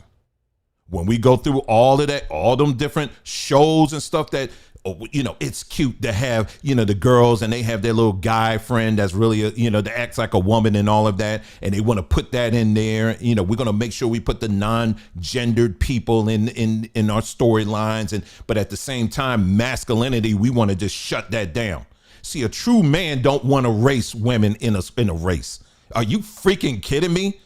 What would I look like wanting to race in a race that's for women? That's y'all race. And I'll be on the side cheering. Because our house up here, we watch the women and we watch the men. We love seeing our people running. But we like seeing it separate. We don't like that, all that, you got a man looking like a woman, and he racing. No, we don't do that here. Not in this house. But the agenda that these individuals are pushing now, this is what they're pushing on the back end. So no different now. So when you out here, those of you who are like pushing for Kamala Harris, okay, because we're still in the politics section right now. You pushing for Kamala Harris. This is exactly her and her part of the legal or whatever, the political world. This is what they are pushing. This is what they are pushing. Her vice president pick, he actually took out language, or rather, what was it? There was language for a bill. I forgot what it was. There was language for a bill. I bookmarked it somewhere, but let me give it to you generally. Basically, he made it easier to include pedos. In other words, people who are into children, to include them in the fold of diversity.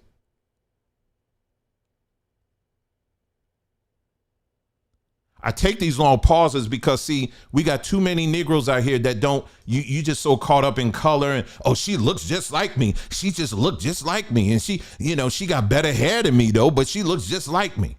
You so caught up in that. But you don't realize that this is a Trojan horse that's bringing in a lot of stuff. Now, that's not to say that you got to go with Trump, because it's going to come either way. But by going that side, you're just hitting the brakes. I mean, you're hitting the gas even harder for it to come.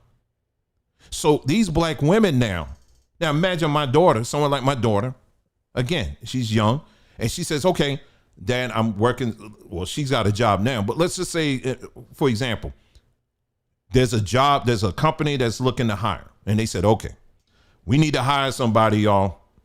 And now we got a racial quotient that a quota that we gotta fulfill here. So we got 2 finalists here. We got a beautiful black woman. That's my daughter. And we have this other person here who identifies as a woman. Now their qualifications are right on point. You know, they're exactly what we're looking for. But see, I can either go with the black woman, the beautiful black woman, or I can go with this person who identifies as a woman. You know what? I'm going to go with that one, because if I go with that one, I get 2 birds with one stone. Number one, they're black, and number 2, they identify as gender-wise. So I'm getting 2 birds with one stone. Let me tell you what I'm trying to tell you. Let me say, so the scenario I just gave you, this happens all the time. This happens all the time. Where people are literally starting to be impacted in this way. Where now, so all of this, that all these different women are pushing, they are creating a world where now they are excluding themselves out of the world. They literally are excluding themselves. They're working themselves out. And then what's going to happen, like I said at the beginning of this broadcast, is, again, I'm tired of watching slow train wrecks, but here's another one. You watch, give it 10 years, give it 5 years. All of a sudden, you're going to start seeing articles come up. Why is it that I'm competing with this man for this? This is my job. And, you know, I'm so tired of this. And see, this system is right. No, honey, you created that. You encouraged that. And when black men try to speak and say, nah, you don't need to do, shut up. You don't know what you're talking about. Here's one more story here. This is right here. Now, this is, speaking of DEI, DEI strikes again. Delta's top DEI officer jettisons ladies and gentlemen at the gate announcements as part of equity push. Let's listen to out of her own mouth. So we're beginning to take a hard look at things like our gatehouse announcements. You know, we welcome ladies and gentlemen, and we've asked ourselves, is that as gender inclusive as we want to be? You know, we're looking at some legacy language that exists in some of our employee manuals and getting to the root of the way some things are described.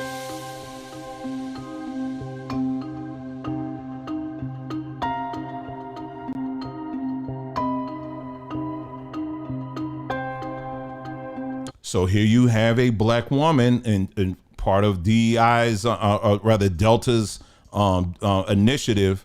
Now she's wanting to change the language. Instead of saying ladies and gentlemen, now it's whoever they want to say now. They want to eliminate that.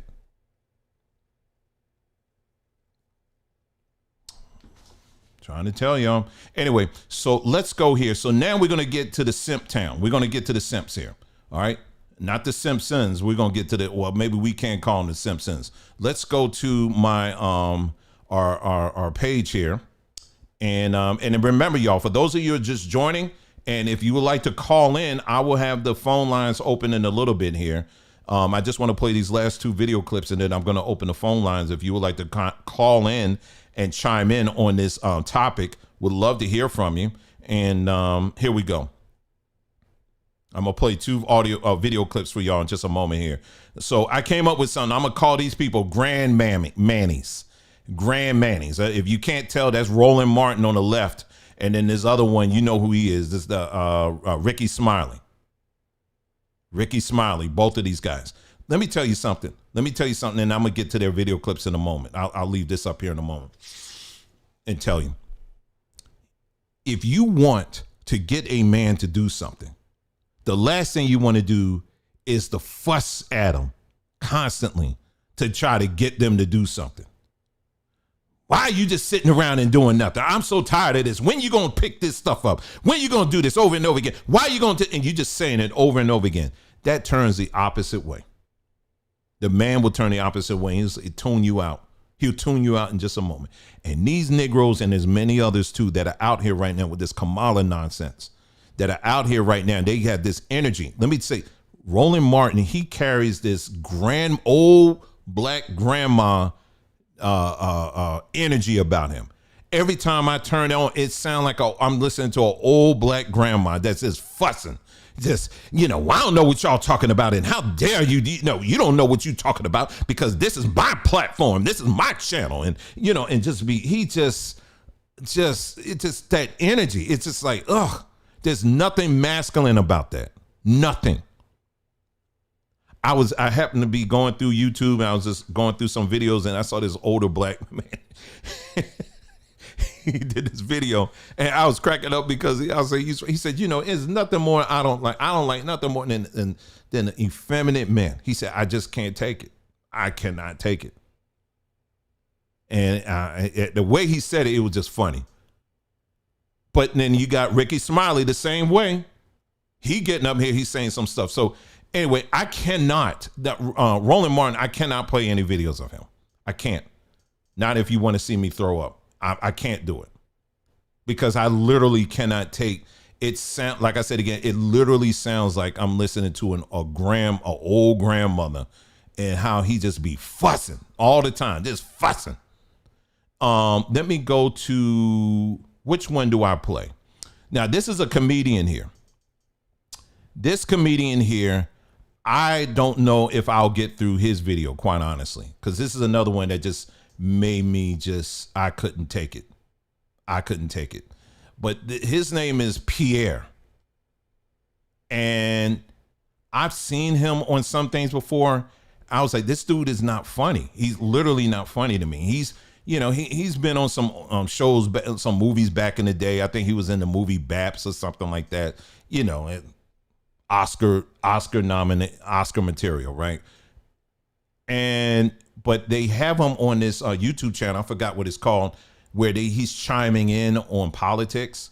It's really something that, why is it that we can't have channels that talk about, and we do, but the ones that are more funded, the platforms that are more funded, why is it that they feel like they got to have a black comedian on there? It's just, I get so tired of seeing that. But anyway, this is him going off on black men who are choosing not to get on the Kamala bandwagon here. And I told you, I'm just letting you know up front, it's only but so much I can take of this dude, because it just, I couldn't take it. So let's take a listen here. Man, I got to thinking about black men who just refuse to vote for Kamala. Just refuse. Try to hide it under something else. They can't even verbalize why they can refuse, man. But she, she on some bullshit. See how you going? They can't. So black men so he's already portraying that black men are so dumb and stupid, we can't even verbalize why. There are many black men out here that are being very clear at what they don't like. But the only way he can relate to a black men that have a difference of opinion is by portraying them as dumb and stupid. See, we used to have to deal with this exclusively from white people, but now you got these coon behinds that are out here that's putting this stuff out. But anyway, let me continue. I told y'all, I'm trying. It's hard. Yeah. As in, he's not. He's proven his bullshit, but it's okay. I think it really comes from a mental state. You're still a prisoner of the system. You still don't believe women can control stuff. Even black women can run something. You just don't see that. See, because we're men. Men feel like they need to see other men leading stuff. Nope. I'm a man. And a lot of black men still envy white men. Yeah, you heard that. You heard what I said. Envy white men. This man sounds like an effeminate homosexual, which is kind of one of the same, right? He sounds like a homosexual. I've never heard a straight man say that. Never. Black men are He's saying that black men don't want to see black women in charge of anything. That's what he's alleging. And he's saying, and then he's to boot, he's saying that we're jealous of white men. You see how I'm trying to tell you, the internet right now is full of this kind of stuff. And especially coming from these effeminate, sassy coons. Mm-hmm. Look at them as masters. Because most of the white men you come in contact with are your bosses. Yeah, are your bosses. And so you feel like, hey, if it's white, you gotta be the boss. And most black women, black men that you come in contact with are not in a, major position, comparatively speaking to white guys. So you can't even believe a sister could do that. Nah, a black girl, she do it. She just better, be a secretary or do some little menial job or something like that, a housewife or something, or raise some kids. No, sir. Them days are changing, bro. Them changing. Nobody says that. Them days are seriously changing. Nobody says that, and I comedian. believe it scares black men. That's what it is, some fear in you. And you, instead of being fearful, you should be cheerful. You should be. I can't take it. I can't take it. To see how far we've gotten. I can't take it. I cannot take this dude. I can't take this dude. The next time he comes on my screen, he better be live because I will light his tail up. Do you hear what I'm saying? I can't take it. He's got to get off my screen. I can't take it. I can't take it. I can't take it. To hear a black man talk down about other black men like that. It's the most disgusting thing. It's disgusting. It makes me want to vomit. I'm serious. To hear a black man talking like that. As if he talk. And see, here's the thing. See, this is feminism at work here. Because see, feminism, basically, and if I have time, I'll try to squeeze it in maybe. But feminism basically was originally something that was geared towards going against the white patriarchy. You understand? But it also had an issue with black men too. But I'm talking about early days. But again, I'm not, if I have the time, maybe I'll touch on that. But let's just make this kind of straight and direct. These are white women that had an issue with white males or the patriarchy, right? And the patriarchy they're referring to was white men, right? And so fast forward, what happens? So many years, then they try to get black women involved, and they tried at first to get them into the feminism camp. And, by this time it was Jews that were taking over this, right? Women Jews that were trying to push this narrative onto black women. Black women initially weren't trying to hear it because they were like, nah, we ain't for that. We rocking with our men and all that. We good, right? But they kept pushing, and finally they started to break through. There's a school up in New York. It's called Union College. Oh man, I can get into this one. I'm gonna try, if y'all can hang on with me, because I may have to touch on this. Union College, you had two things that was going on. There was black, what's it called? The black, it's two things. Womanism is basically the black version of feminism. And the other thing that came out, the man's last name is Cohn. And hold on for a second. It's Cohn. Hold on.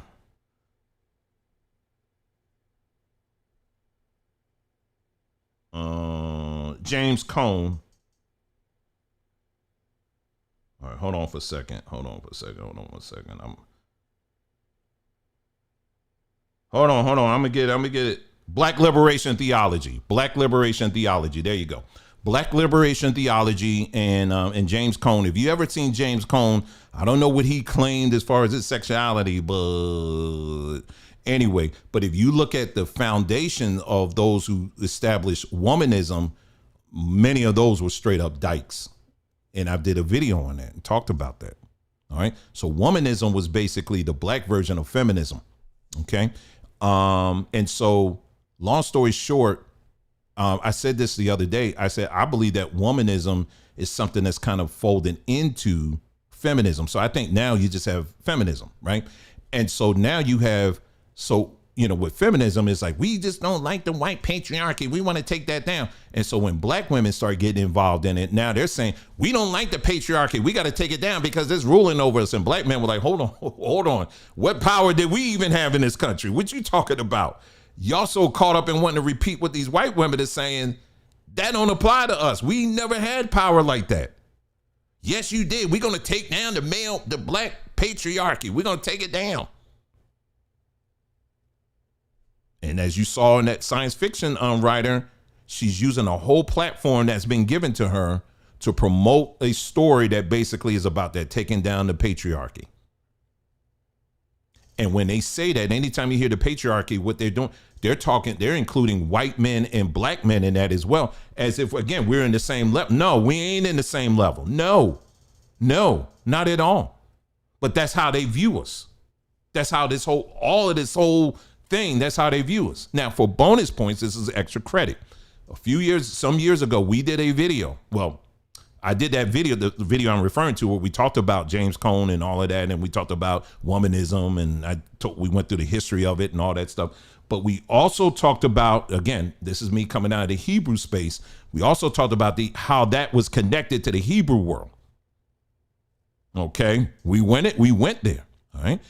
I'm not going to mention the person's name, but I've talked about this years ago. There was an individual who, in terms of the Hebrew stratosphere, if you will, this one individual was definitely part of that stratosphere at that time. And they came out of that space. And so there were certain things this individual was saying. It was enough for me to say, so this stuff is very questionable. So it didn't take long. So I went online, I looked, and I found out, I was like, they went to Union College. At that time, I didn't know anything about that. And then I started looking, I was like, oh, snap. And at that time, when I was looking in this individual was actually associated with organizations that were LGBT. And so I'm sitting up like, hold on for a second.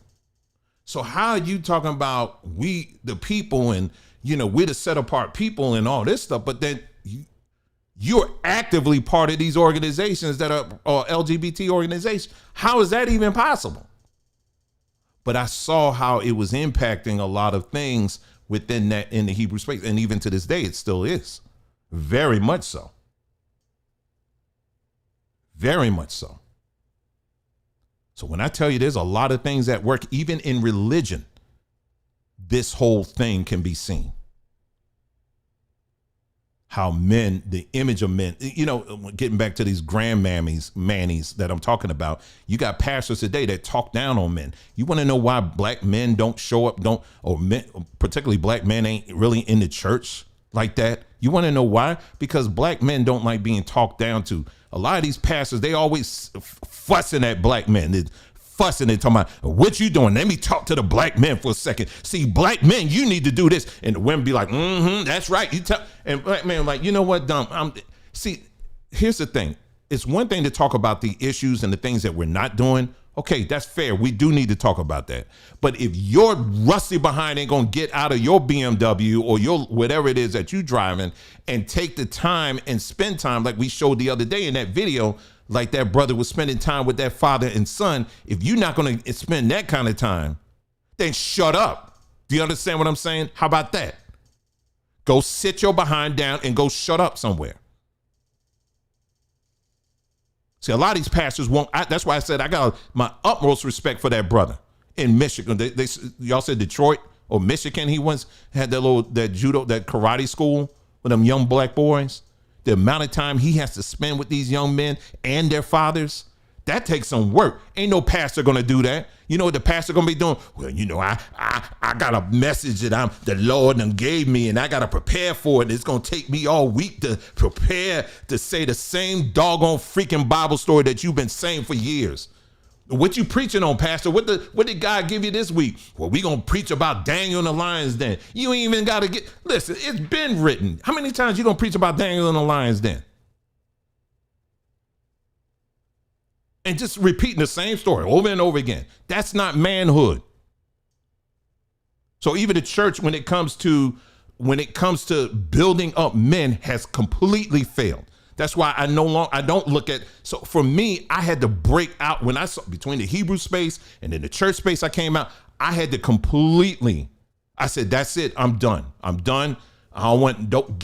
Keep that religion far away from me. Keep it far away from me. Because I see the damage it's done. I see what it's doing, particularly to men. Keep it away from me. If it's a women's movement, then let it be that.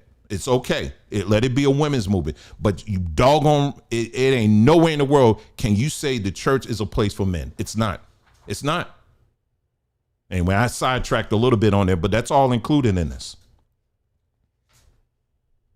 And this is why you remember that time I got pissed off. What's the pastor down in Texas, the black guy that, I can't remember his name right now. I was talking about how he dipped out and he came out and said, I committed a sin. I ain't gonna tell y'all, but I committed a sin. And he dipped out or whatever. And I had one individual here, I don't know if she's watching right now, but she got hot at me for calling that out. But you want to know why I got hot like that?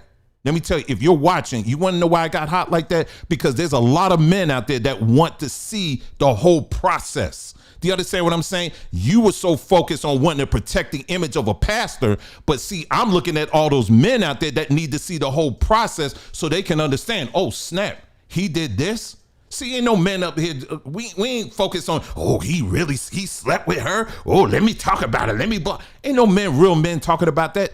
I know that what men, a lot of these men are really looking for, they're looking for a man that's really going to go through the process. Not like this punk behind, what's his name, Kirk Franklin out there that want to tell people years later, you know what? I was doing all those anointed songs back then, but did you know that I was addicted to porn? Why didn't you tell people then that you was addicted to that? Why didn't you get out of that and say, you know what? I got an addiction. It's the pornography. I need to bounce. I need to go get some help. Why didn't you tell people then? Don't wait 20, 30 years for now and then tell people, you know, that was a testimony back then. There's men that need to hear the testimony now. Do you understand what I'm saying? And these pastors are doing a great disservice, particularly to a lot of these men, when you're not disclosing what the hell you did. You want to hide behind your boards and all of that. Well, I told the board, but I ain't going to tell y'all. Just pray for me. That's a punk move. Anyway, so I hope you got something out of that. I can prolong all of this stuff, but I think I covered all my bases that I wanted to cover in this broadcast. So as you've seen, there's this trend that's happening, and they're using black women as a vehicle to push this agenda. But what's happening is a lot of these black women don't realize that they're being used, and they don't see what's about to happen as time goes on. You are literally pushing yourself out of relevance. Do you understand what I'm saying? So this whole broadcast ain't to condemn you and to banish you. Listen, everything I said here is based on someone who's invested his life into black women. I'm married to one. I have a daughter. So I ain't going nowhere. I've invested myself for life to one. So why in the world would I want to sit up here and bash and slam black women when I've invested my life into two of them? Why would I want to do that? So don't get caught up in your emotions. Really take the time and hear what was presented. Do you understand what I'm saying? And recognize, listen, this is some nonsense. We got to speak out on this stuff. We got to protect these brothers out here. Again, the good ones. Because there's some out here, like I said, the ones that don't empower the ones that are ignorant. Don't empower the ones out here that are losers. Don't empower them by laying up with them. Leave them, let them be. Do you understand what I'm saying? There's a lot of good men out here. There's a lot of good black men out here that we need to be highlighting and encouraging. And that's what I've been, like I said, with that little series I'm trying to start. We'll see if it, people catch on or not, but I'm going to do my part, and try to highlight some of these stories. I got another one I'm going to highlight. It ain't about me. It's another story that I want to highlight because I want people to know, particularly black American men, that we are doing some great things out here, that we are building, we are out here protecting, we are taking care of our communities the best way we can. There are many that are doing that. and stop focusing on the negative. But I wanted to do this broadcast so you can understand what we are literally fighting against. And the enemy, unfortunately, is turning out to look a lot like us. But our best assets, the best protectors that we have as black men, honestly, would be the black woman, quite honestly, because black women know more about us than any other woman. I'm just being real. Do you understand what I'm saying? That's why I said that's my preference. Do you understand? I would say the same thing. The Chinese woman, she knows she's best for the Chinese man, so forth and so on. Again, being clear here. I'm not telling you, if you're married to someone that's not your race, I'm not mad at you. Dang, I don't hate you or nothing like that. That's you. Do you. You understand what I'm glad you found somebody, and keep it pushing and be great. But what I'm saying is that for me, my personal opinion is that the best choice, I would say, would be us, black men getting with black women, vice versa. But when we allow these different entities to come into play, what ends up happening is that we become, because you have the blueprint for these, the black man has the blueprint for the black woman and vice versa. We can do the most damage with this. You understand what I'm saying? This is why we got to be careful in how we communicate. But when you don't have elders speaking out and saying, listen, you need to sit down and you need to sit down and let's work this stuff out, it just becomes very damaging, the words that are said and all that. So anyway, so that's all I have. So what I'm gonna do right now, let me open up the phone line, and and if you would like to call in and chime in, whatever you have, whether if you agree what I'm saying or you don't agree or whatever, I don't care. You just want to say hi, I don't care. If you would like to call in, I'll stick around for a little bit and have you guys call in, and we can just have a little chat here. Okay, so just give me a few minutes, and like I said again, all I think I ask in return is that you're being respectful. Okay, just be respectful, and don't, if you're calling in and you're like, well, I didn't watch anything at all. I didn't watch any of this. I just didn't like the fact that you put the words black woman in your mouth. Well, then don't call in, because the same energy you give me, it's gonna come back to you tenfold. Okay, so you don't want to do that. That's not a choice you want to make. Okay, but I'm here not to argue, not to debate, but we can talk and have a great discussion. All right. Let me find my phone number here. Oh, first I gotta activate it first. Hold on. Because I don't want, as soon as I put this number up here, then y'all be blowing up the phone and it's not even on. Okay, so hold on for a sec. Let me get this up here on the screen.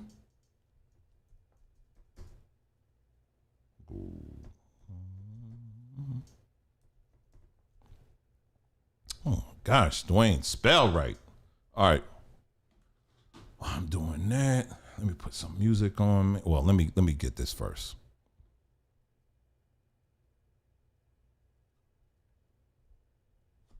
Hold on.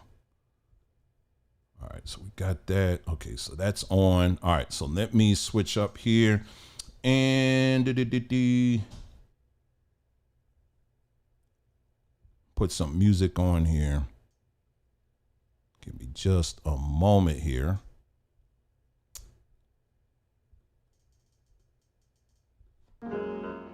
Okay, so we got the music on. Okay, so now let me get, my phone is on, and now let me get the phone number on the screen. Oh shoot, my light went out.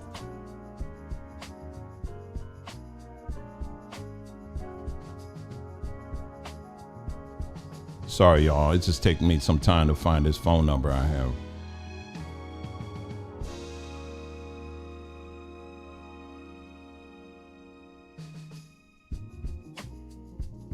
Oh my goodness, where are you? Hold on. Oh, here it is. Here it is.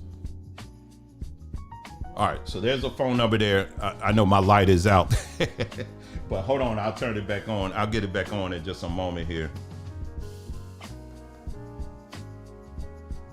Oh, is this power out? Hold on. Shoot.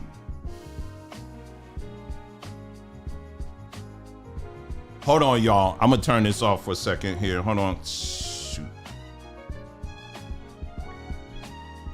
The phone needs to charge. Hold on for a second before you call. Hold on. It just needs to charge. It just needs to get a little charge on here. Let me see. I may have to do it a different way. Hold on. Hold on. I'll get it.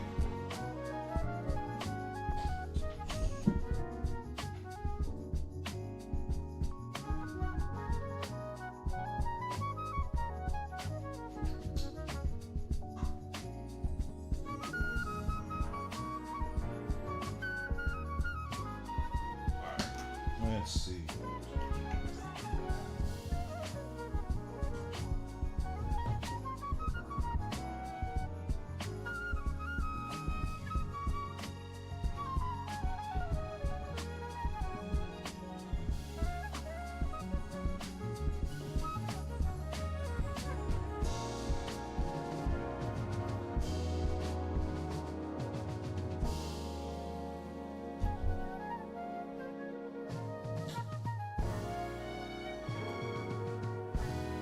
All right, hold on, y'all. Almost got it. I never charged the phone, so it's out. But I can. It's another way I can do it. Let's see.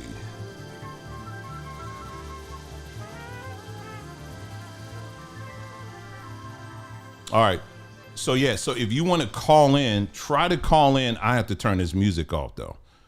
Try to call in and let me see. I should be able to get you the audio. People will be able to hear it. So you can call in that number. You should be fine. It just, I usually have it routed to my phone, and my phone, I forgot to charge it. So it's not going to come. I'm not going to be able to do it that way, but people will still be able to, I think they'll be able to hear you if you try to call in. So if you like to call in, the phone number is on the screen there, and you can call in. Love to talk to some of y'all. If you got anything to add to the conversation, you know, or talk about, especially you brothers too, brothers out there that are listening, or maybe you've been listening for a moment and you never called in or whatever. We'd love to hear your voice too. You got some power in your voice. We'd love to hear that. All right. Just waiting for this thing to come on. Sorry, y'all. Usually I have some music playing here. Well, you know what? I'll still have some music playing here because it's kind of lame without it, right?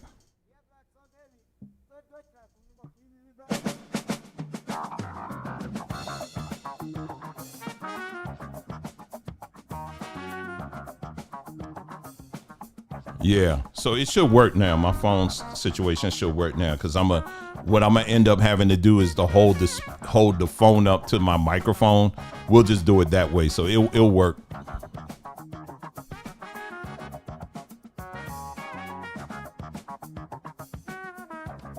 So I'm just hanging out. I'm just taking a mouth break here. And like I said, if y'all like to call in, I'm just here. And if not, you know, I'll just be here for a few moments. And then, you know, if you don't call in, it's fine. It's all good. I'm just glad you guys were here. And maybe you can continue the discussion in the comment section too. And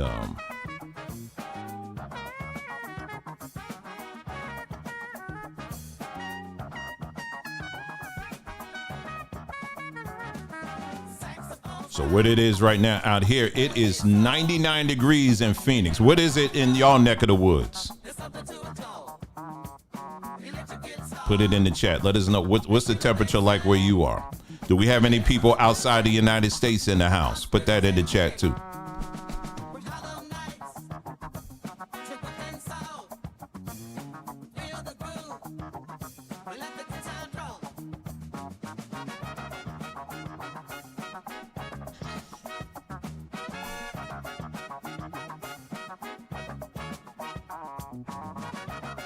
And this is what you're listening to. This is from our album, Course Correct. And you can get this over on sombertree.com. Again, the website is sombertree.com. You know, we got our 2 albums on there, but we got so much more on there. All kinds of herbal stuff on there. Yeah, if you go to the website, sombertree.com, check that out when you get a chance. I'll just bring it up real quick while we're waiting to see if anybody calls in. And right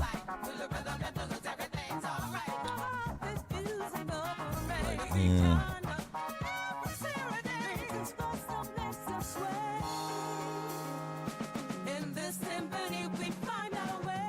There was another video I was gonna play of Ricky Smiley, but if you go on social media, look up Ricky Smiley. I can't play it. I can't.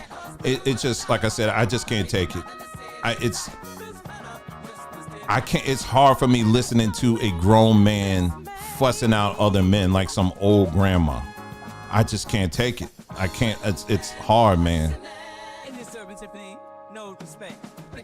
Anyway, so here's the website here, sombertree.com. We came up with, you'll see that we, not all the herbs, but seasonings, but we came up with 2 types of seasonings on our own because we got tired of the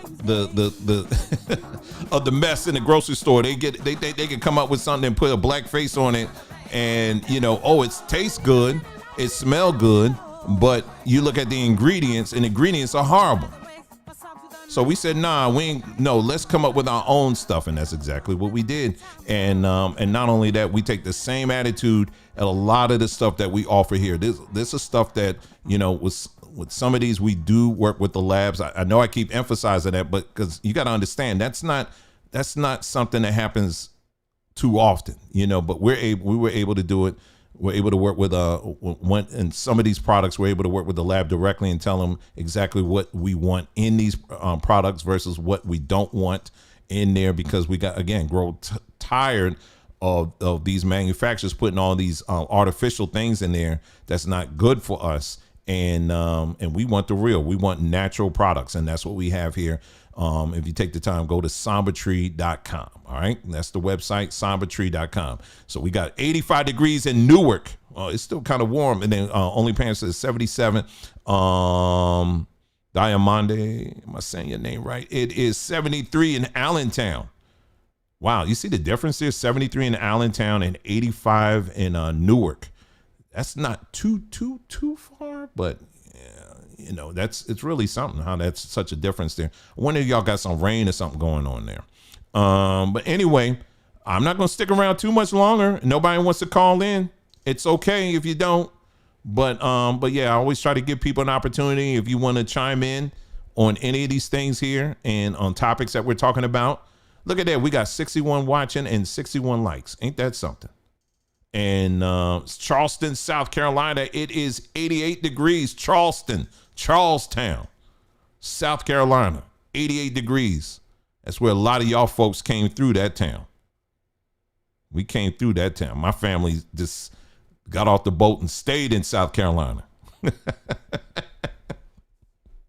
Both sides of my family, South Carolinians. Yes, South Carolina. And we lived in Georgia. We lived in Florida. Oh, yeah, man.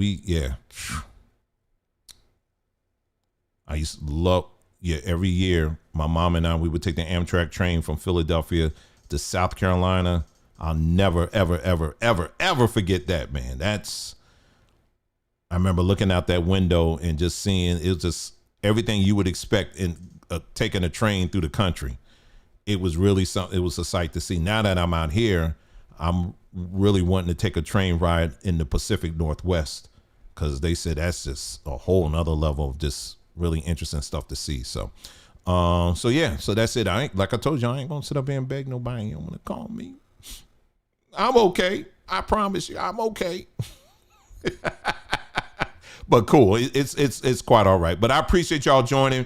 And I want y'all to get on and enjoy the rest of your evening with your families and all of that. And enjoy. Listen, you guys take care. Thank you so much for tuning in. You guys take care, and I will see you the next time. All right. Take care. Love you guys very much. Take care. See you next time.